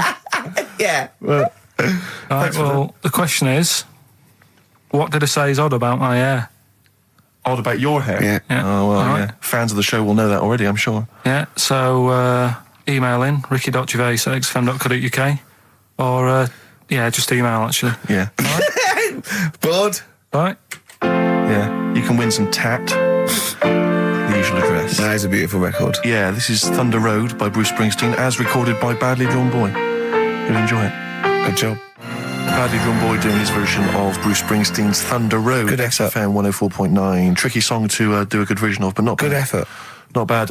Badly. Tell you what, who's also made a good effort? Go on. Stephen Gunning of Tooting. He's correctly identified that Carl's hair is like that of a Chinaman's. Or it was. Yeah, and many other people have emailed in saying, how can we know what your hair's like because you are a bold mank. Yeah. So people have correctly... Is picked up our on that. language okay on this show in general? I've told you that, to be careful on that. Yeah, why don't you try putting some effort into it as you get Mondays off for this 2 hours? You come up with Rockbuster clue that no one can get because it was impossible. It wasn't even a clue. Yeah. I've got your headlines. I've done Pulp Fiction, right? I taught you about that fella, the builder fella, and his eyes and that. You don't even know what you're talking about. You don't even know what you've taught me. It's sort of like you borrow information. It's like one of those things that, what are those things called, write once, read many. You can just pass it on, and it's Yeah. one of those CDs you can just play once. Well, it struck me that when- is you and information. It goes in. If you tell someone once, it's like you've lost it. It's like passed the parcel with knowledge. It's gone now. You don't even remember what you told me. The chain letter. What? You mean chain letter, don't you? Shut up. It struck me when we were listening to his phone call to you at the very beginning of the show. I don't know if you might have missed that, but basically it was a message that Carl left for Ricky. But about halfway through that message, there was the feeling, I don't know if you noticed, but like the words started to fall apart. It was like he wasn't going to make it. Every time Carl opens his mouth, it's the equivalent of walking across one of those rickety bridges in Indiana Jones. You might not make it to the other side. I know. Yeah. Oh, look at him. Anyway, we've had a few laughs and we've had a few insults. Yeah, but, so we'll try and honestly, I'll try and sort out something else as opposed to Rockbusters next week. Less adverts, I think. ideally. What else? Oh, better chat, better music, better presenters. No, come on. They got rid of Monkey News. What's it? Nothing Oh, going no, is on there there. no monkey news? No, it's gone on this week. Don't talk. There must be some monkey news. It's not like it's real news. You tell us stories about chimps from the 18th century. It's not. Don't give me nothing happened this week. You just didn't look at the internet. Did look. And there's no news. Nothing happened. There was one little bit of monkey news about how you can now buy tea that's been picked by little chimps because it tastes good. That's what they're saying. Right. Why does it taste good? What I do don't they know. do to it? I don't know. It just annoyed me. Is it those chimps from the PG Tips Act? Well, that's the annoying Are they thing. dressed up, having funny conversations? Well, like that's in the a house thing. somewhere? Everyone made a fuss about, that's cruel making them pick a piano up. Yeah. If I was a chimp, I know what job I'd prefer. Sure. Do you know what I mean? Doing removals rather than standing in a field picking tea and that. Yeah. I love the fact that he probably thought that was a documentary. Yeah. He thought it was a trailer for a Channel 4 programme. All right, we'll be back next I've week. got a little treat for them. Right, that winner of the DVD, watch the behind-the-scenes footage because you see Carl's little round head So they're enjoying that. Who won that, by the way? We've given that away, haven't we? Yeah, we forget who it was. It's gone. Don't bother watching the rest of the stand-up, though. It's a bit poor. Leave you with 50 Cent's outfit. Fiddy. I called him Fiddy. I called him Fiddy Cent. Back next week. Fiddy. Yeah. Darkness. I believe in a thing called love on XFM 104.9. I'm Ricky Gervais. You're Steve Merchant. Sure. That's little Karl Pilkington over there. Where is he? There he is. There he is, yeah. All right. Yeah. Hey. Back together again. The old gang. Yeah, it started last week. Yeah, I think triumphant return. I think it went well last week, didn't it, Karl? Good show, wasn't it? You loved it, didn't you, Karl? Brilliant, wasn't it? Yeah? Yeah. Now, you weren't speaking to Suzanne last week at this time because you said she had a haircut, probably quite an expensive haircut. She's a lady in media. She's got to look good. She probably doesn't go to the barber like you or just shave it at home. Probably spent quite a little bit of money on it. She came home. She thought, well, my sweetheart, my lover, my sweetheart, you know what I mean? The man in my life is gonna love this. Well, he adores everything about me. He's gonna love my hair. She walked in. Hello, Karl. All right. You look like Dave Hill from Slade. Is what Hugh said to the poor woman. And then talked about it on air. She was furious about that. So what did you do? Karl? She did listen, yeah. She wasn't happy. And she heard you slagging her hair off? Yeah. Well, what so this is probably annoying her now. Well, no, it doesn't matter. We can do a lot today because she's at work. So, and of course, no one's going to tell her. Let's have a chat about a fat arse, shall we? Let's get it all done. Oh dear. You are in so much trouble. That's look, he's realised he is a little bit worried. Oh, didn't you go and buy her a coat or something? Took her out on Sunday and treated her to a new coat and that. Yeah. But I offered, I said as well, cap. I said I'd pay to have it done again. Oh no, Karl, you have. Oh God! Oh my Christ! So she listened to the show. What did she say? You got home. She'd heard you slagging her hair off. Imagine that. He thinks that's a good thing. So like, we've won the polls. Brilliant. What are we doing? Well, you can have facial surgery now, love. It's sort of like it's just Christ. You offered to have it done again. Unbelievable. Yeah. But I got home and she's like, being moody with me, right? Yeah. You thought something's wrong, so you must have listened to the show when I was slagging off her hair. Well, his first thought was she's probably looked at herself in the mirror. She agrees with me. Yeah, that barber's been round again. Yeah. And she just said, that wasn't very nice of you, was it? Oh. So I just said, hang on a minute. I said, that's what we do on the show. When I'm slagging off, Chinese people looking old or whatever, I said, you never interfere.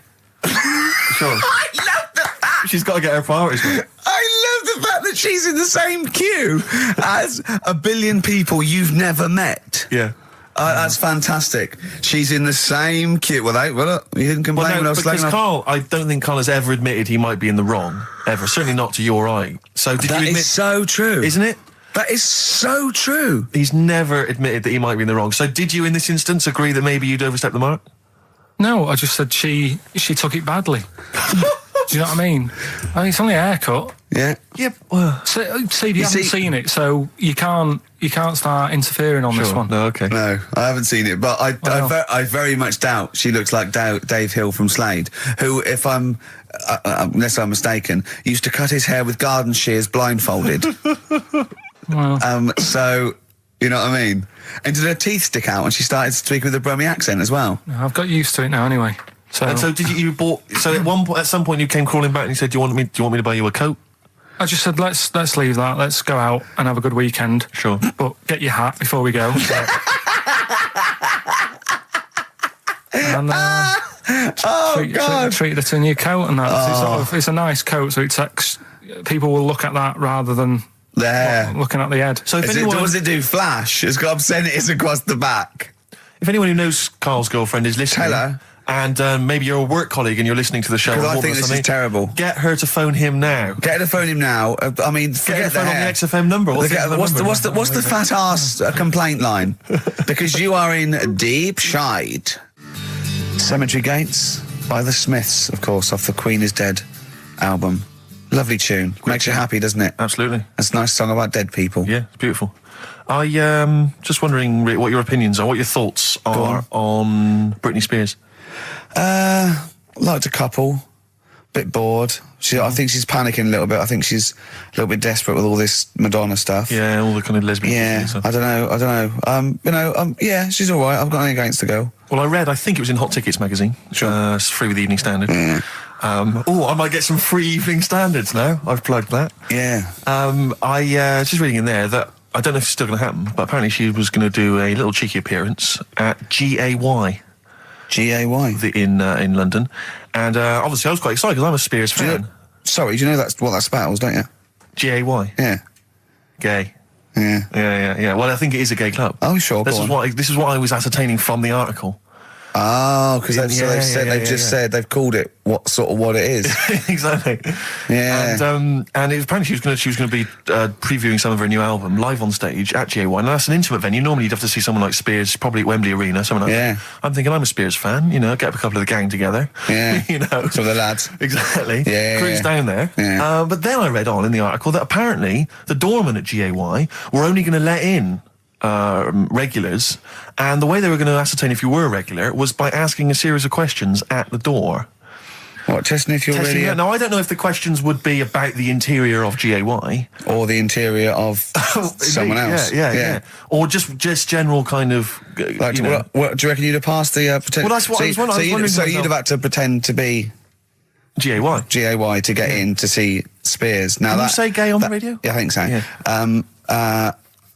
There's irony, isn't it? So you're pretending to be gay to get into a club to see a bird that you like. Yeah. I'll give you a little quick test. Right. Shall I? All right. All right. Sorry, what's your name, mate? Paolo. All right, Paolo. Yeah. You haven't done a lot with your hair. You just sort of let it grow out. I mean, would you be putting product on a bit later? Because I mean, you don't look very. You look sort of quite masculine, quite. Yeah, well, sort of like you didn't care, like you have no care about how you look, like you're a. Normally it would be shaved. Of course. Oh, okay. Yeah. We would say normally that looks about like 3 months growth there. Why haven't you? I've been ill. Nothing serious? Nothing serious. Okay. No, that's why I let it grow. So it's grown. Okay. So what time would you normally be going out then? Normally I'd go out about about 8ish. 8 o'clock in the evening, you've got? No. That sounds a bit early. That's what... No, I'd go out about 3 in the morning normally. Right. So I was like, yeah, okay. Right. So that's right, yeah. Where'd you go? Down sort of... Compton Street for a coffee and then on to GAY. Something like that. With your little shaved head. Yeah. Okay, well, you're doing fine. Gay. Sounding pretty good. Can I just ask you one final question? 20 bender points? 20 bender points. I'm just going to let you in. Okay, I'm just going to tell the guys to let you in. But I've got one more question. Yeah. Do you prefer knobs or tits, Paolo? Knobs. Knobs. You love knobs, do you? Absolutely. Can't get enough knobs. So you hate tits, I assume? Loathe them. You hate tits, do you? Yes. Okay. What? Even Liza Minnelli's? I don't know what to say. I love hers. But not in a straight way. In a straight way. In a gay so way. okay. So you love knobs more than tits, right? Okay. I love knobs. In you go. Thanks very much. You know Brittany's on, do you? Oh, she is so sexy. Oh, see, that's what would give me away. It'd be like the Great Escape. It's just the last. Yeah. You just. Well, you're. I mean, I think you're probably a bit bi. Right. Yeah, okay. but I mean, go in anyway. Thanks very much. Okay, the drinks are quite expensive. Oh, I thought so. Pop your shirt off, will you? Hey, Outcast on XFM 104.9. I'm Ricky Gervais, Steve Merchant, Karl Pilkington. You all right, Karl? Yeah, not bad. Yeah. Just when you were talking just now about like the gay stuff. Yeah. Right. I don't know if you saw the thing the other week about the fella who's on that quiz show. Oh. Sort of. Oh, right. Okay. Gay fella, straight, sort of man, woman. What are you talking about? Tell me what did you see? Tell me what you saw. This is like a kid come running in and he's seeing something frightening. It could be an alien, could be a ghost, could be a paedophile, and you've got to get exactly what actually you saw out of him. Right, what did you actually see? It's just this fella who's a woman. Right. Right, okay, right, try and talk like a human being. Right. It's a quiz show that's coming on the telly. And it's this woman Right, is it a fella who's a woman, or is it a woman? Bit of both. That's why I'm talking about it. But what do you mean? Is it a pre-op? Is it a transsexual? A transvestite? Is it a lady boy? Is it an hermaphrodite? What is I'll tell it? you about it. Well, tell me. I'm telling you. It's a woman. Well, it's a man. Oh, forget it. Listen. Play a record. No, listen. come on. What? It is a man. He is a man. Well, Oh, Christ's sake! it's a TV program where they've got this man who's Transvestite or television? It is a transvestite, yeah. So- but the problem is, I'll tell you just because you don't know about it. The program is. I don't know. I still don't know about it. I don't know anything about it. Still, I don't know. It's a woman, man, woman, man, woman, TV program. Look, TV. No, it's a man who is now sort of half a woman. And A man who is now half a woman. no, well, this is what's weird about it. He's got the top half, but not the bottom half. What do you sorted mean? out. He's got breasts and a wig, but he's still got his boys downstairs. He's Why got do you do that? his caps and the boys What are do you do still that there for? in his wide fronts. Why is But that? upstairs, he's got a lovely pair of dumplings. Why do that? Well, he's halfway through. But why not get it all done in one go? Maybe he couldn't afford it. Well, wait until you've got all the money. That just looks a mess.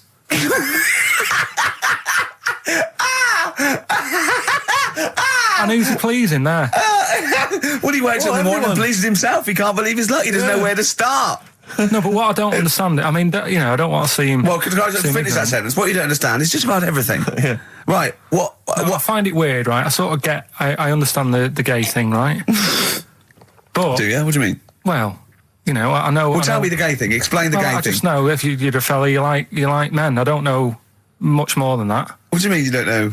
But what I mean is, with a transvestite, what's going on there? What do they want? A transvestite is a cross dresser. See, I don't get that either. Because You mean a transsexual? That's a man who likes to dress in women's clothing. It's not necessarily. They're not necessarily gay. They're or not gay. straight They're or often anything. not gay. They just happen to like wearing women's Those clothes, aren't you? but then why not wear women's clothes that could be seen as a bloke's, like Suzanne wears jeans? No, but Just but that's buy the women's thing. jeans. But that's their problem, is it? They like being seen as a woman. They like being seen as a woman. It's not just that it's more comfortable, or they'd wear a kilt. They like being seen as a woman. They feel more comfortable. All right, and what's the deal with this fella who's got? We don't know both? who this fella is. No, we don't know this man who's half a woman. He's called Miriam. Oh, that's helped. yeah. Brilliant. I love this scientific basis. No, I so think- all he's done, he's had the tits done. He's probably had the hormones. Probably lived as a woman for a while. The last step, because you can probably reverse the breasts anyway, because they're probably implants and hormonal things. And whereas you chop your knob and boys off, that's you come back the next day and go, sorry, I didn't mean that. I wanted my ears pierced. It's a bit more of a bigger operation to put them back. So doctors are probably making sure that he's just Surely if absolutely... you've had the top half done, you're not going to go back on what you've said. But no, what's the top half being done? I could get you breast implants, give you a bit of hormonal treatment. Now, and that you would could be a great idea for next week. and you could reverse it. What you can't do is grow a knob back. Well, you can. Last week you were talking about growing one on your arm. Yeah. We've done that. We can, so that is possible. But the thing is, the truth of it is, I think I do know about this story. I think it was a television programme called There's Something About Miriam. The conceit of which was that this pre-op transsexual So I guessed that right, yeah. was masquerading as a woman, Right. and various blokes who didn't realise that this was a man had to I've heard try about and this. seduce her. And when they found out that it was actually a bloke, and a lot of them had kissed agree. her, they refused to let it be shown. I and there was a big agree outrage. though. That's just terrible. Yeah. That's It's deceit. absurd. But I mean, that's awful. I hated that. Yeah. Yeah. So what? I think it was a Sky One programme. Is there anything other than The Simpsons on Sky One that's worth watching? Have you ever tried to watch that? Have you ever seen Kirsty's home videos? Yes. Yeah. But it's things like it's dogs on a slide, babies falling over. Do you know, it's only recently reduced from an hour in length. It used to Really? be an hour long, and it was just, if you haven't seen it, it's just like camcorder footage, like Do you you've know been what I filmed of like? people falling over. I like an old woman at a wedding falling over and showing her bloomers. That's all. my favourite. I like it when it's Kirsty's home videos uncut. So it's kind of 4 old women, like, naked, With their tits falling out. windsurfing. Oh, Christ, It- imagine that. Does it whistle? Well, I mean, have you ever really sat and watched anything on Sky One? No. That wasn't The Simpsons or Star Trek? I think that's what I watch on. I think that's Or pretty much wrestling. what I watch. Wrestling. They have WWF wrestling, cartoons, and just the worst programs. I mean, it's I've seen a appalling. bit of the wrestling. It's hilarious. But It's hilarious. It's like a station that's made by a 14-year-old boy. Yeah. Well, I think that's probably what it is, isn't it? Yeah. I mean, that's exactly the demographic. Do you like Sky One, Carl? I haven't got satellite ever, so Why not? I thought you'd have loved that. no, I would love it. Discovery Channel's all about No. slugs and that and know. weird stuff like that. I know. Chimps. I was reading There's about slugs the other day. There's a thing on one of the channels called Monkey Business. Yeah, I watched that Yeah. because I was doing that thing, wasn't I, with Richie Bacon, Yeah. where you can watch the telly and that. You're and- talking riddles.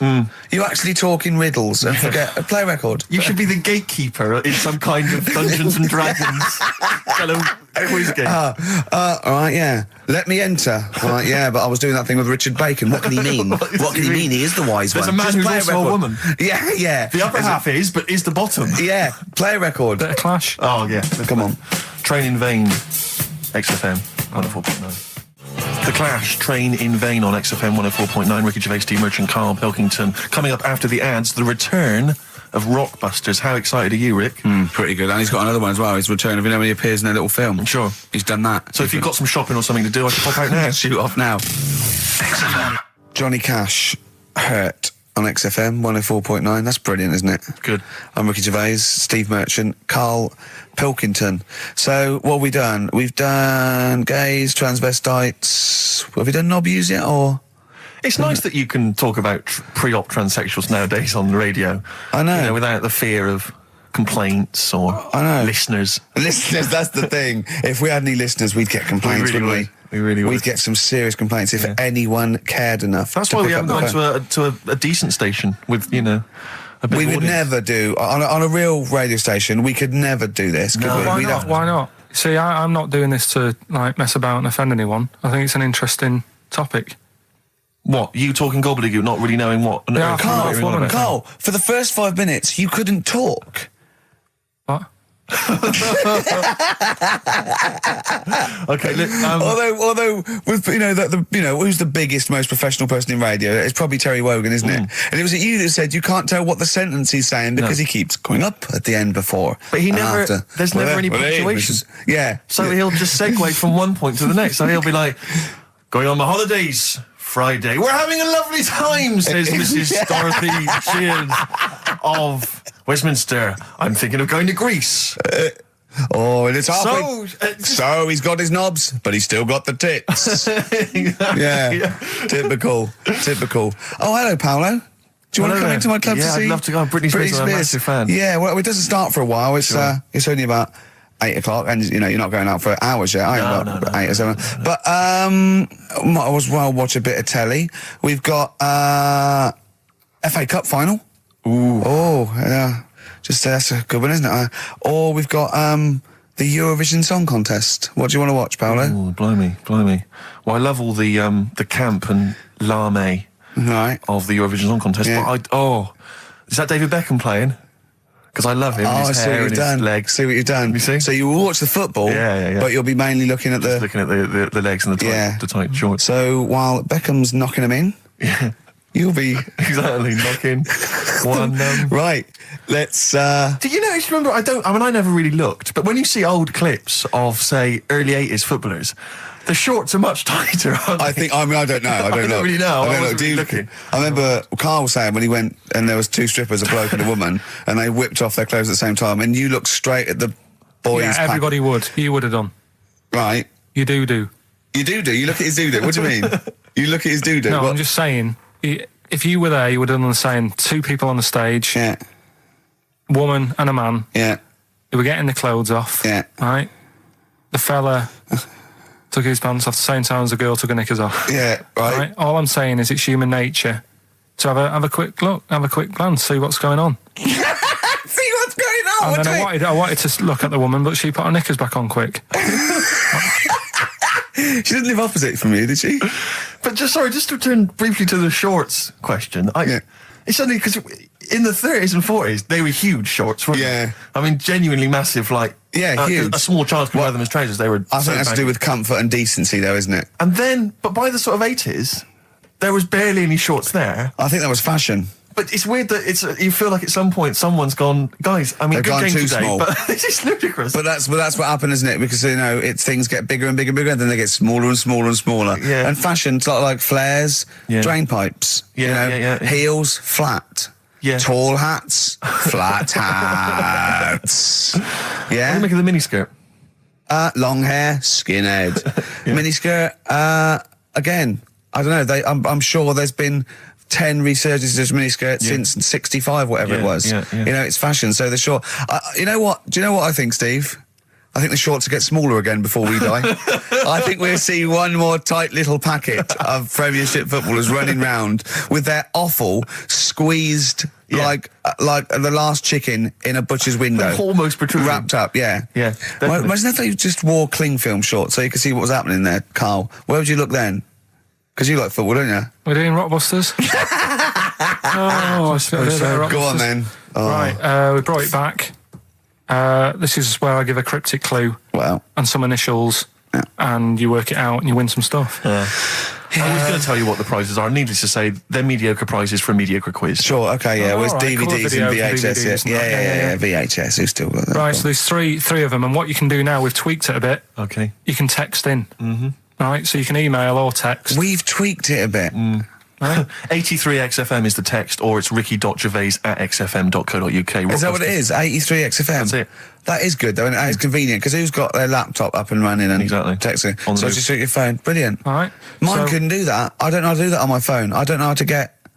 What do you mean? Huh? What do you mean? My brother wanted my postcode. He said text it to me.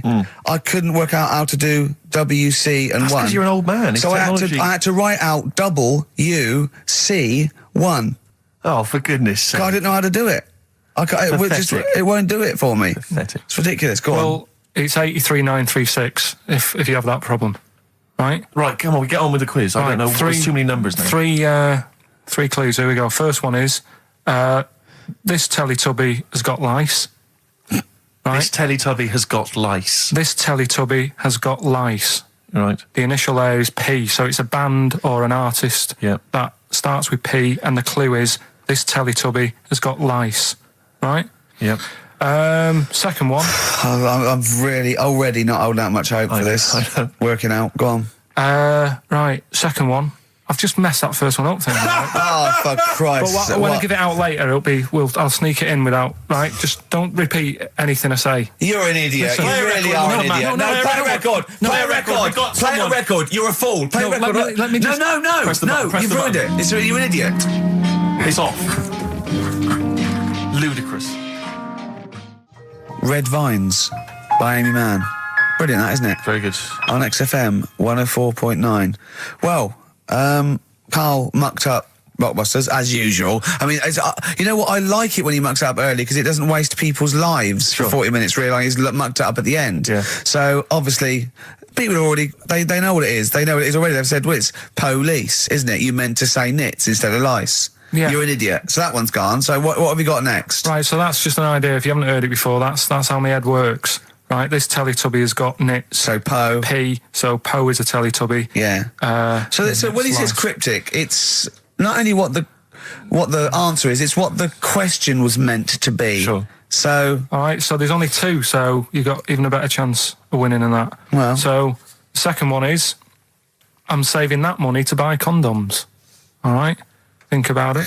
easy, too easy. Right? JC. Yeah, right, well, that's too, so everyone's got that one. I feel like saying it now. Yeah, but So don't. Well, that's say it now. rubbish. Yeah, but you've got to have an easy one in there, otherwise people get bored. Don't First one was easy. We gave them the answer. they? Yeah, but hang on. That's the easiest one we've ever had. Police. and the second one is, Yeah.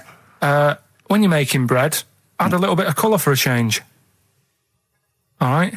When you're initials? making bread, add a little bit of colour. Just change things a little bit. What are the initials? Right? D. Just D. Just D. Right? So, what you've got there, I'm saving that money to buy condoms. The initials JC. Yeah, that's easy. Yeah. Next. And when you're making some bread, just chuck some colour in there. Sure. You know what I mean? Change it a bit. Like the clue. The clue changes every time. The clue changes every time. Unlike the Times crossword, the clue changes every time it's said. 83 XFM if you want to text it, or it's ricky.gervais at xfm.co.uk. I'll win some Rubbish. stuff on that. Pointless. David Bowie and Waterloo Sunset. Love that. Love the original. Yeah. Love that one. Love the original on XFM 104.9. Good word to David Bowie and the Kinks. Yeah, big time. Big time.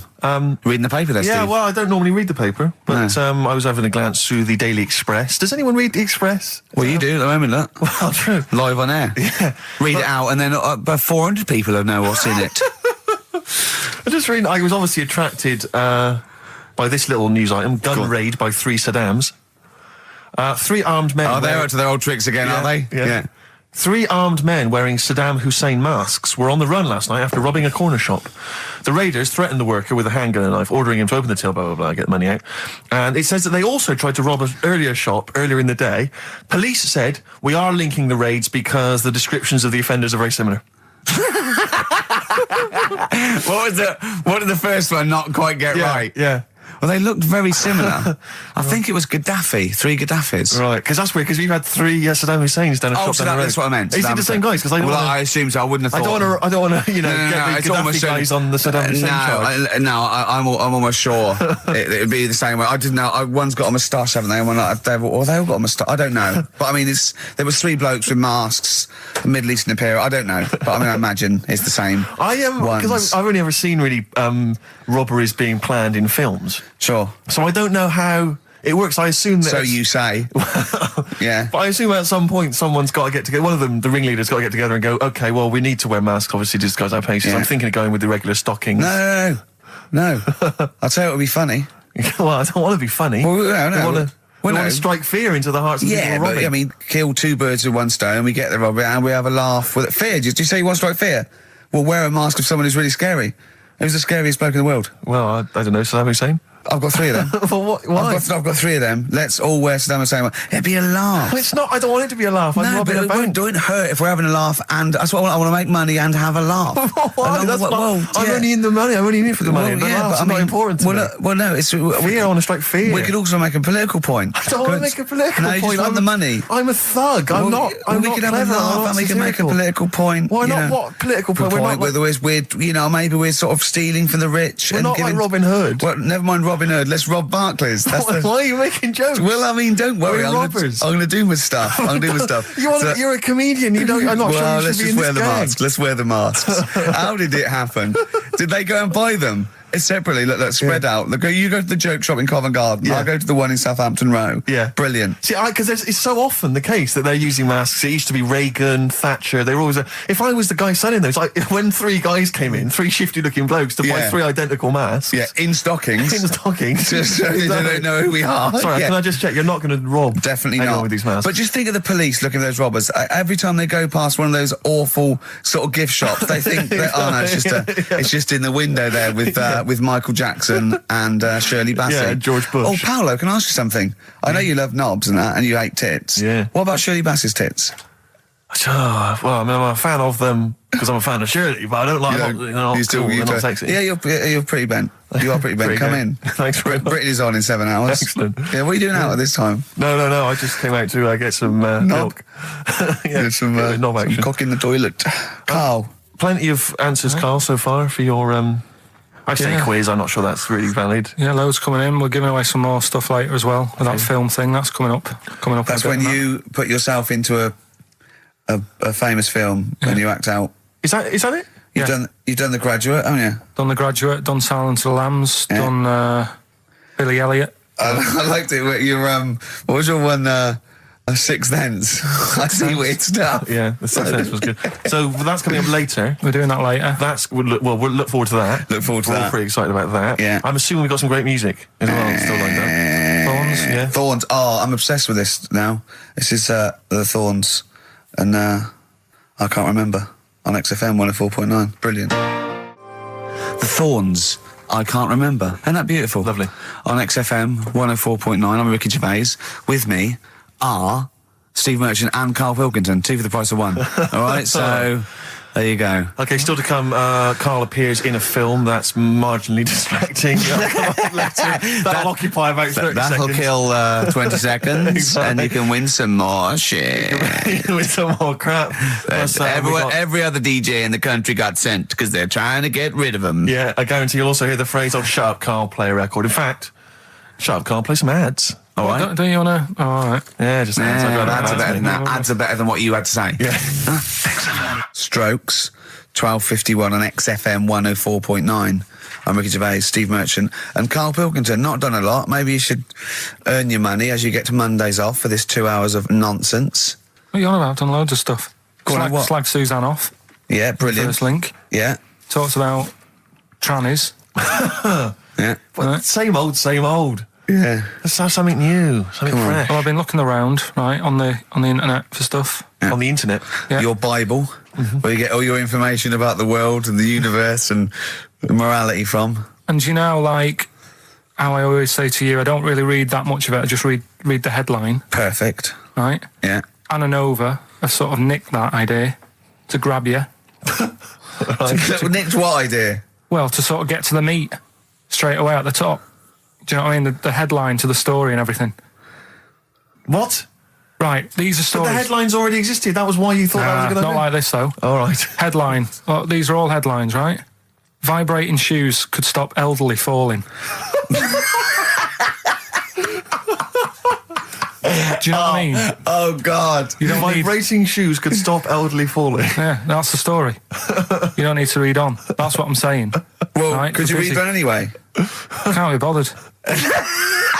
You know Read what I on mean? anyway. Well, you have a look at that in a bit, right? All right. See Okay, what's so what interesting. This is frustrating radio if you're sitting at home. No, well, but it's not on. They've turned it off. If you want to know more, you know where to go. That's what I'm saying. That's what they should do in the news.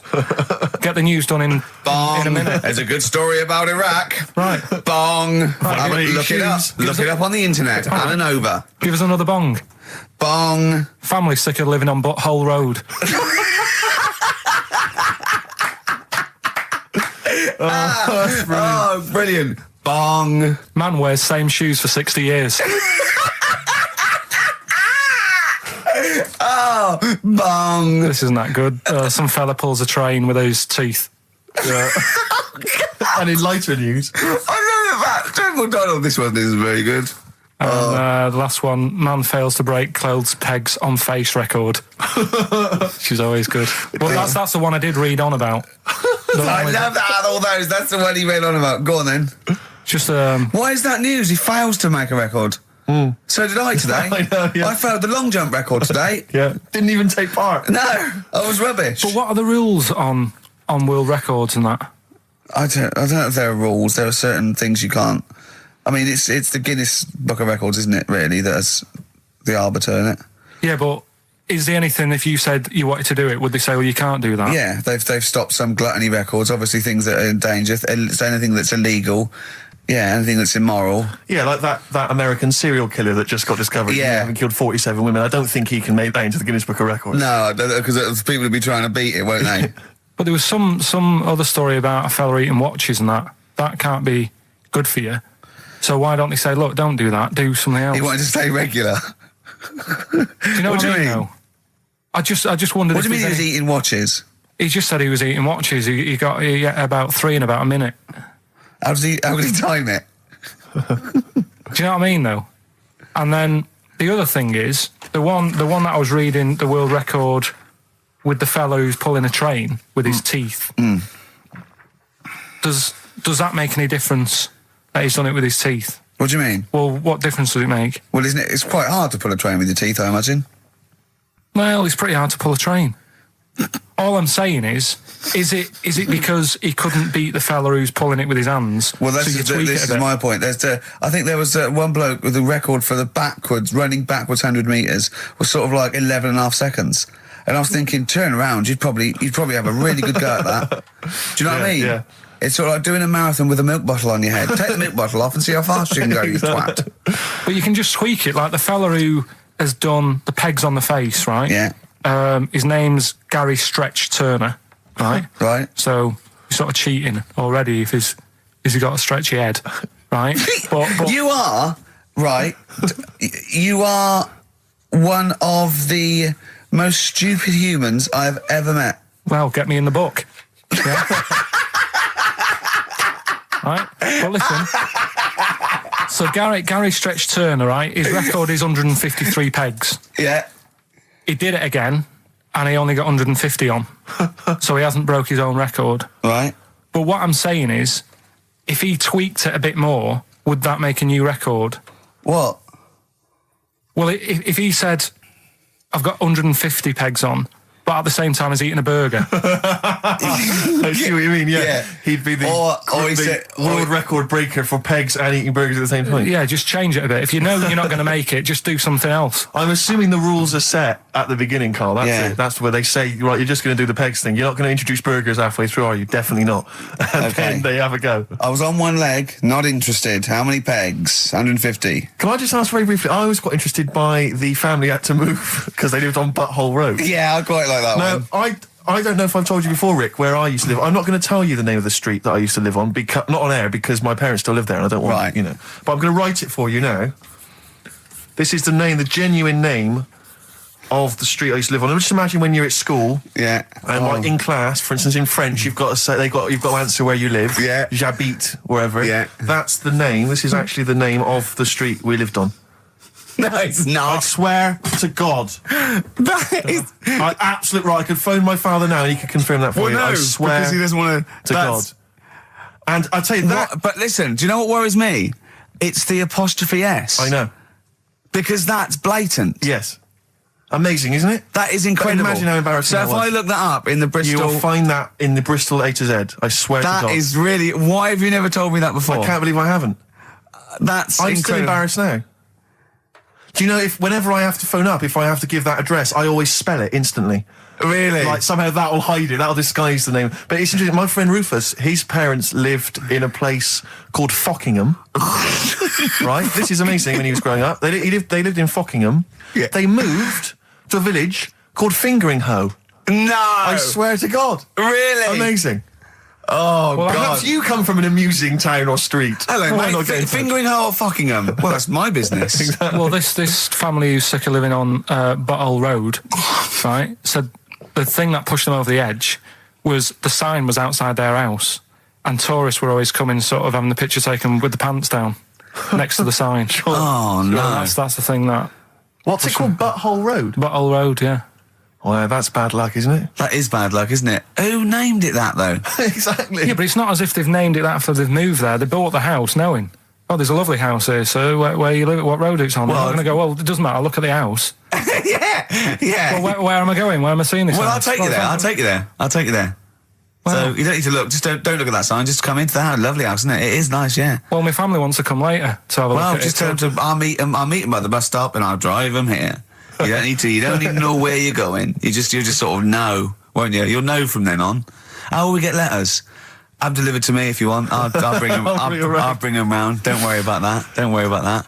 That's incredible. But I can't get over that. Where Steve used to live. That's extraordinary, isn't it? Anyway, if you perhaps live in Tits Avenue, yeah, or Wankling Drive, Wankling Drive, just get in touch.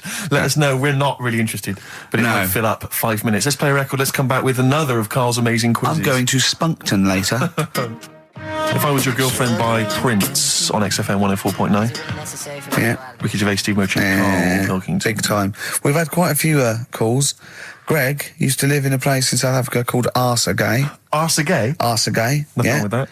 Paul's friend's parents live in Fart Town, just outside Leeds. Fart Town. Which is nice, isn't it? That's just ridiculous.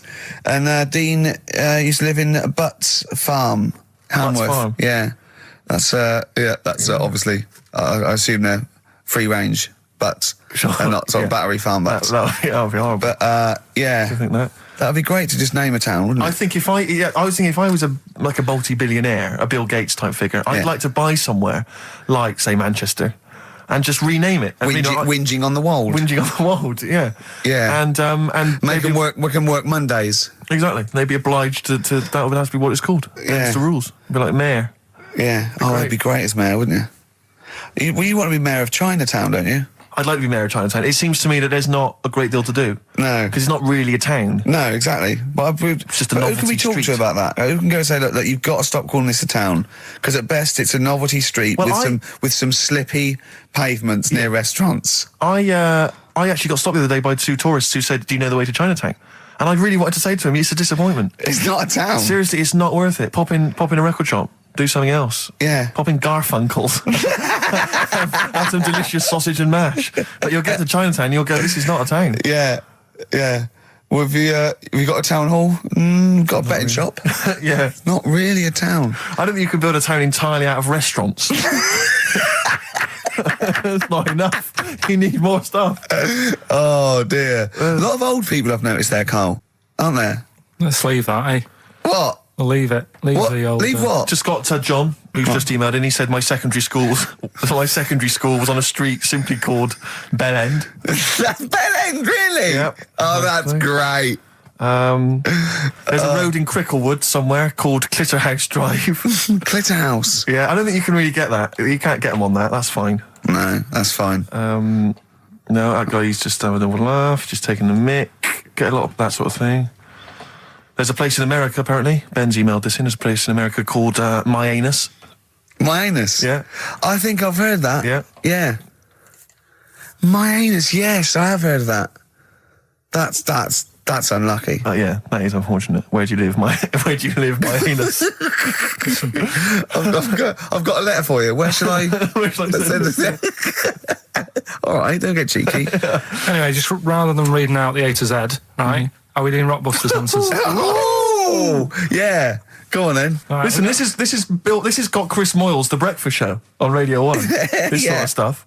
Well, listen, Go on. have we got a winner, Steve? We have. I'll check that in a minute. Yeah, All right, well, you find a good winner. Yeah. The Rockbusters clues. The first one was, this Teletubby has got nits. Well, we know this one. We've done that. That was Police. Yeah, Right? rubbish. You ruined it.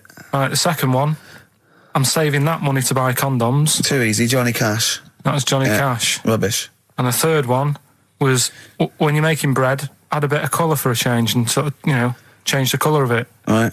Right? That was Dido. They got that. Give us a winner. Well, the reason I've given this person the prizes is just because she's from Switzerland. Sure. She's listening in Geneva in Switzerland, so, I mean, good luck to Tina, and she wins those prizes. Who did she want to win the war?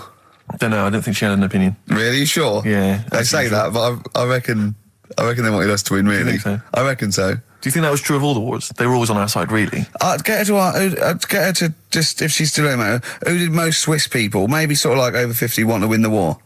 The England or Swiss Germany? war or the original war? The Second World War. The best war. Yeah, The big one. the main one. Yeah. So just as a poll, in her opinion, so ask people over sort of like 50 or 60, right? Just quickly do it in the next 10 minutes. Who did they really? They're neutral, but who did they really want to win? Yeah. England, we know you were neutral, but it's but who 50 do we got odd to win? years England or later. Germany? We come up with great games, don't we? Learn to Fly by Foo Fighters on XFM 104.9. Ricky Gervais, Steve Merchant, and Karl Pilkington. Well, Karl, I think it's time for another competition, isn't it? We've got some great prizes to give away, and you've got your film quiz. Yeah, we'll be doing that in a bit. Take a classic film. My favourite film ever, this one, probably. Okay. Sort of edit it, I'm in it, and you have to listen to it carefully in that, because there's a question at the end of it. Okay. You win some stuff in that, so we'll be doing that. I've just got some ads and that to get rid of. Oh, brilliant. Brilliant. Yeah. Lovely. Dynamism. XFM. Bad Day and R.E.M. on XFM 104.9. Carl's Quiz. It's a classic film. He's done some jiggery pokery. He's in the film. It's his favourite film of all time. I thought The Elephant Man was your favourite film of all time. It's up there, but this is like, this film's got everything. It's got hilarious bits in it. It's got sad bits in it. I've got the headphones on because I've got to hear it, and I don't usually wear headphones.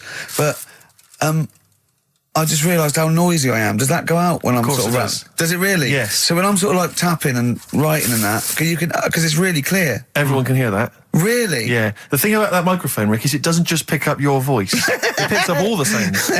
Oh, that must be Like you scratching now. For instance, you itching. I don't know what it is you've That got there, must some kind be- of rash. Well, look, it's eczema. I think. Look, what's that? Oh, Eczema, yeah. Oh God, and what's that one then? That's just one of your enormous fat tits. What's that? But yeah, that must be irritating to listen to it. Oh, yeah. Yeah, sure. If your voice weren't bad enough... I'm moving the mic. Moving the mic then, that makes a noise. Leave that. Eating sandwiches, drinking coffee. Yeah. Right, come on then, Carl. Right, so the film is Kes. You got to listen to it properly. At the end, there'll be a question about what's happened in there, so you got to listen, take it all I in. love the fact that in pole position, in positions 1 and 2 of his favourite films of all time, it's The Elephant Man and Kes. Yeah. That's brilliant. Yeah. Go on. All right. Am I leaving the mics open a bit when this is going out? or what? Yeah, let's have a listen. Yeah? All right. So don't talk then, right? Just put that hot dog down, Rick. And this is the bit in Kes where it's the teacher and he gets up and he has to Glover. talk. What's his name? Is it Brian Glover? No, it's What's the other teacher. The other one. Anyway. All right, go on. All right, so here we go. Things that had actually happened. I've got another one. What about you, Casper? Casper! All right. All right? All right. You haven't been listening to a word I've said, have you? Yeah, I heard some of it. Yeah, you Some of it? just... Stand up. Always somebody, isn't there? Right, now you're going to tell us a story about yourself. What sort of story? I want you to think of an incident that happened to you sometime in the past that is true and that you think will interest the rest of the class. All right? Right. What about I work on a radio show at the weekend. What are you going to tell us about it? I'll just do. It's 2 hours, and it's with Ricky Gervais and Stephen Merchant, and just sort of play music and tell stories and stuff. What kind of stories? Well, whatever. Like last week, it was science. We were talking about this lad who was growing a knob on his arm, so it's weird. It's tricky, sir, because like with Ricky, he gets bored quick and he won't listen to the stories, and he'll start squeezing my head. All right. I'm not interested in what he does. That isn't normal, is it, sir? That. I mean, it sure is a bit gay. Is he? Just messes about, though. Do you know what I mean? I try and like come up with good stuff, like monkey news and like quizzes and stuff, but then he'll just, Ricky will just mess about. I mean, on Saturday he did it again. He squoze me head. How do you spell that? Squoze. S-Q... I'm going to show it off the wall. It's a new word to me. Squoze is S-Q-U-O-Z-E. Right, now tell us what it is. It's when he gets me head and he puts one hand on the back of it, right?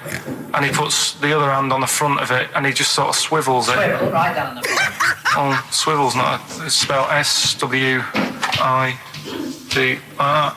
How many times a day? How many times a day does he swells it? It depends what time he gets in. If he gets in about 12:30, he could get a good 3 in. But I think, I don't really want to talk about. You've done enough, don't you? Well done, Billy. Big round of applause. That is the effort. Yeah. Wow. That's the best thing you've ever done, Carl. So that's Kes, right? Yeah. Got some good prizes there. Not bad, yeah, good stuff. Question is, how many times did I say Ricky can get? How many head squeezes can he get in before the start of the show?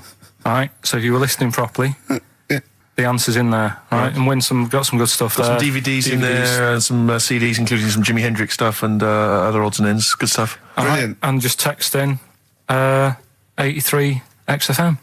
All right. All right. Eddie and the Hot Rods. Do anything you want to do on XFM 104.9. All right? Ricky Gervais, Steve Merchant, Karl Pilkington. Well, we've had loads of entries for the how many times did I squoze his head. Well, the answer was 3, wasn't it? Yeah. And who's the winner, Steve? Let's give it to John. He's emailed in, he's got it right. He said he squozed your head 3 times on average. It's not squozed, is it, Carl? That's incorrect. It's squoze, isn't it? It depends how you say it. Go on. Squoze. Well, it doesn't really, because it's nonsense anyway. It's not a real word, but... You squoze my head. Yeah. I will squeeze your head. Do you know what I mean? Depends what line you're getting it in. Sure. Tense. Yeah. Yeah. All right. Okay. Any monkey news? Any educating Ricky? Anything else? I don't feel that you've earned Monday off yet, because it's just 2 hours and you only did about 5 minutes of it. Yeah, but that took a bit of time to make. Well, that's your own fault. Yeah, but I bet you didn't do it Monday. I bet you did it on another day. I had to come in Monday, didn't I? Yeah, but I bet you will do that on another day, so you're taking the piss even more, so you're doing it when you should be doing other stuff. You've still got Monday off and you've got 2 hours here. So you're laughing either way. So don't give me that. So, do you know what I mean? What else you got? Monkey news. Yeah. Right, let's do monkey news. You want to do it now? Yeah. Oh, we may as well have some monkey news. Let's have some monkey Do news. some monkey news. You made enough noise there, Rick? You want to... Sorry, but sometimes I like to move around, lounge and that, and at the mic. Sure. You know what I mean? Yeah. Yeah. Well, let's have the jingle. We've not heard it for a while.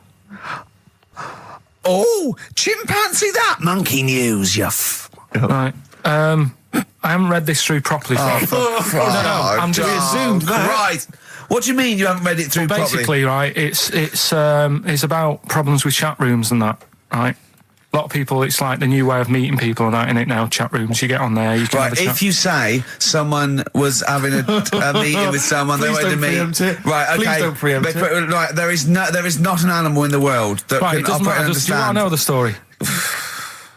You said that Did they monkeys... get married 3 months later? She realised, there's a lot of bananas gone from my fridge. See, what annoys I me, want a sir? divorce. This is what annoys me. Bobo. You say that monkeys can do Shakespeare if they're given the time. No, that's not it. Let's not get into the whole It's a Shakespeare and philosophical monkeys. conundrum. Please, let's not get into that debate again. We'll be It's here all about night. it's about Right, so this one then. Oh. So this chat room, right? And the thing is with chat rooms, you have like a big boss who's looking over it and making sure nothing dodgy is going on. Right. Right, so certain keywords come up and Who's that, Dr. Zayas? Right. So anyway, they were looking over it, trying to look for dodgy stuff, but they kept coming over like really strange things. Like instead of saying, "Do you want to meet in a restaurant or bar?" Right, it'd be like, Do you want me in a tree? "What tree do you want to meet?" at?" Right, okay. Are you shooting off? That's the end, yeah. I'll see you later, Seriously, mate. 'cause that's gone. I'm just going to listen to the end of it anyway. You're an idiot. You're an idiot if you believe that shit, honestly. No, I'm just telling you what's online. Let's hear the rest of it. How you're nearly you're ill. Okay, well, I don't know the PC term for this, so I really apologise. You're nearly retarded in some aspects. Instead of sort of saying wear something sexy, they'd say make sure you bring plenty of bananas. and Right, stuff you're like talking absolute. Okay. Are you making up the monkey news now because you can't find it anymore? And instead of saying, should we get married, they're saying, how swollen and red is your arse? Do you wanna You have a look? stupid fool. No, that was me. Mark Ronson and Ooh-wee on XFM. Well, what a great show. We've had... Informative. It's been fun. Yeah, we've learnt some, haven't we? Yeah. What have we learnt? All sorts of stuff. We've learnt that Carl is an idiot. Yes. That he believes that monkeys can get on That's chat more of a sites. confirmation of It really, something we already yeah. suspected. We always suspect it, but that's... I just read a little email from someone who just said that in Northern Ireland there is a town called Muff. Is there? Yeah, it's worth knowing. Yeah. What else we learned? Monkey news. No one's got anything like monkey news on radio, have they? Think of that as a boast. Yeah. No one has got anything like this gout. Yeah. You call that a boil? Look at that this. and look where it is. Yeah, exactly. Brilliant. We've not heard, sadly, back from that woman from Switzerland. Haven't we? I know you threw out a question. Yeah, I just thought I wanted to find out whether the Swiss really... Well, I say they're neutral, but I would assume they'd be rooting for us and keeping quiet. You'd hope so. Whenever Germans went through, they went, oh, yeah, well, yeah, whoever wins, yeah, but they're going, oh. Whereas with us, they go, Behind all their right, back, lads, give them the all right, finger. lads, do you want some chocolate? Yeah. Here's a cuckoo clock. No, don't let it go off, I'm hiding. Yeah. Know what I mean? Sure. But they better want us to win, because it wasn't for us, and we'd have let fascism go in there, and they'd be speaking bloody German and Italian all over the place, wouldn't they? I think they do. I think they do. What? They do speak German and Italian. Why? I don't know. They just couldn't be bothered to come up with their own language, and they chose that one, I suppose. Or they chose those. What's the point of being foreign if you don't speak English? I've no idea. You'd have to ask them. That's mental. I don't know. What would I do if I went there? You wouldn't. Why would you go? They don't speak the language. If you're going to have to choose a language to speak, choose English. Even the Dutch, they got their own language, but they don't speak They it can't because be arsed with it. it sounds silly. Yeah. So they speak English. Of course they do. You see, Dutch people, Yeah. so in Amsterdam, with clogs on, they'd be chatting in away. English. In English. Yeah. I'm proud of it. Yeah. Oh God, I was there once, and there was a mouse. Right. It's just there on the stair. It was almost with clogs on. Yeah. Where? On there.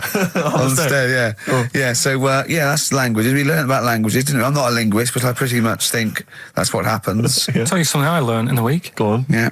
Gives me one thing. He did definitely learn only one thing this week. It's a good one, though. Don't insult Suzanne's hair. I learned 2 things this week. Yeah. Right. Don't put your trousers on over your head. Because I know you were persevering with that for a while. Mercury may look nice, but bad for you. Go on. There are more moves on a chessboard Than particles in the universe. that puts you off learning it, doesn't it? Well, no, it's a possibility. No, they It's the fact said it is. It is. He said that's. Yes, that's right. It's a possibility because it's basically that it tends towards infinity because no two games are the same. So it's not that you've got to learn that many moves. It's not that good. I don't wish to criticise Rick, because I know you were trying to inform him then. It's a good job you're not a teacher, because as you gabbled the phrase, it tends towards infinity, it kind of came out as... Okay, yeah. Imagine if you're one of those kind of foreign students who's gone here to study, and they, sometimes they put the tape recorder by the lecturer. Yeah. Listen back to that, remember. It's something towards infinity, I'm not sure. It tends towards infinity. It is talking about tense. I not understand. Cuckoo. So, we've all had a good time. We've all had a few We've had a great time. Can I just say to everyone, have a great Saturday. All right, see you later. You like the Thorns, you played the Thorns. Love the I think you'll Thorns, enjoy this. It's an old track from Hawksley Workman. Brilliant. Bad name, good song. See you next week.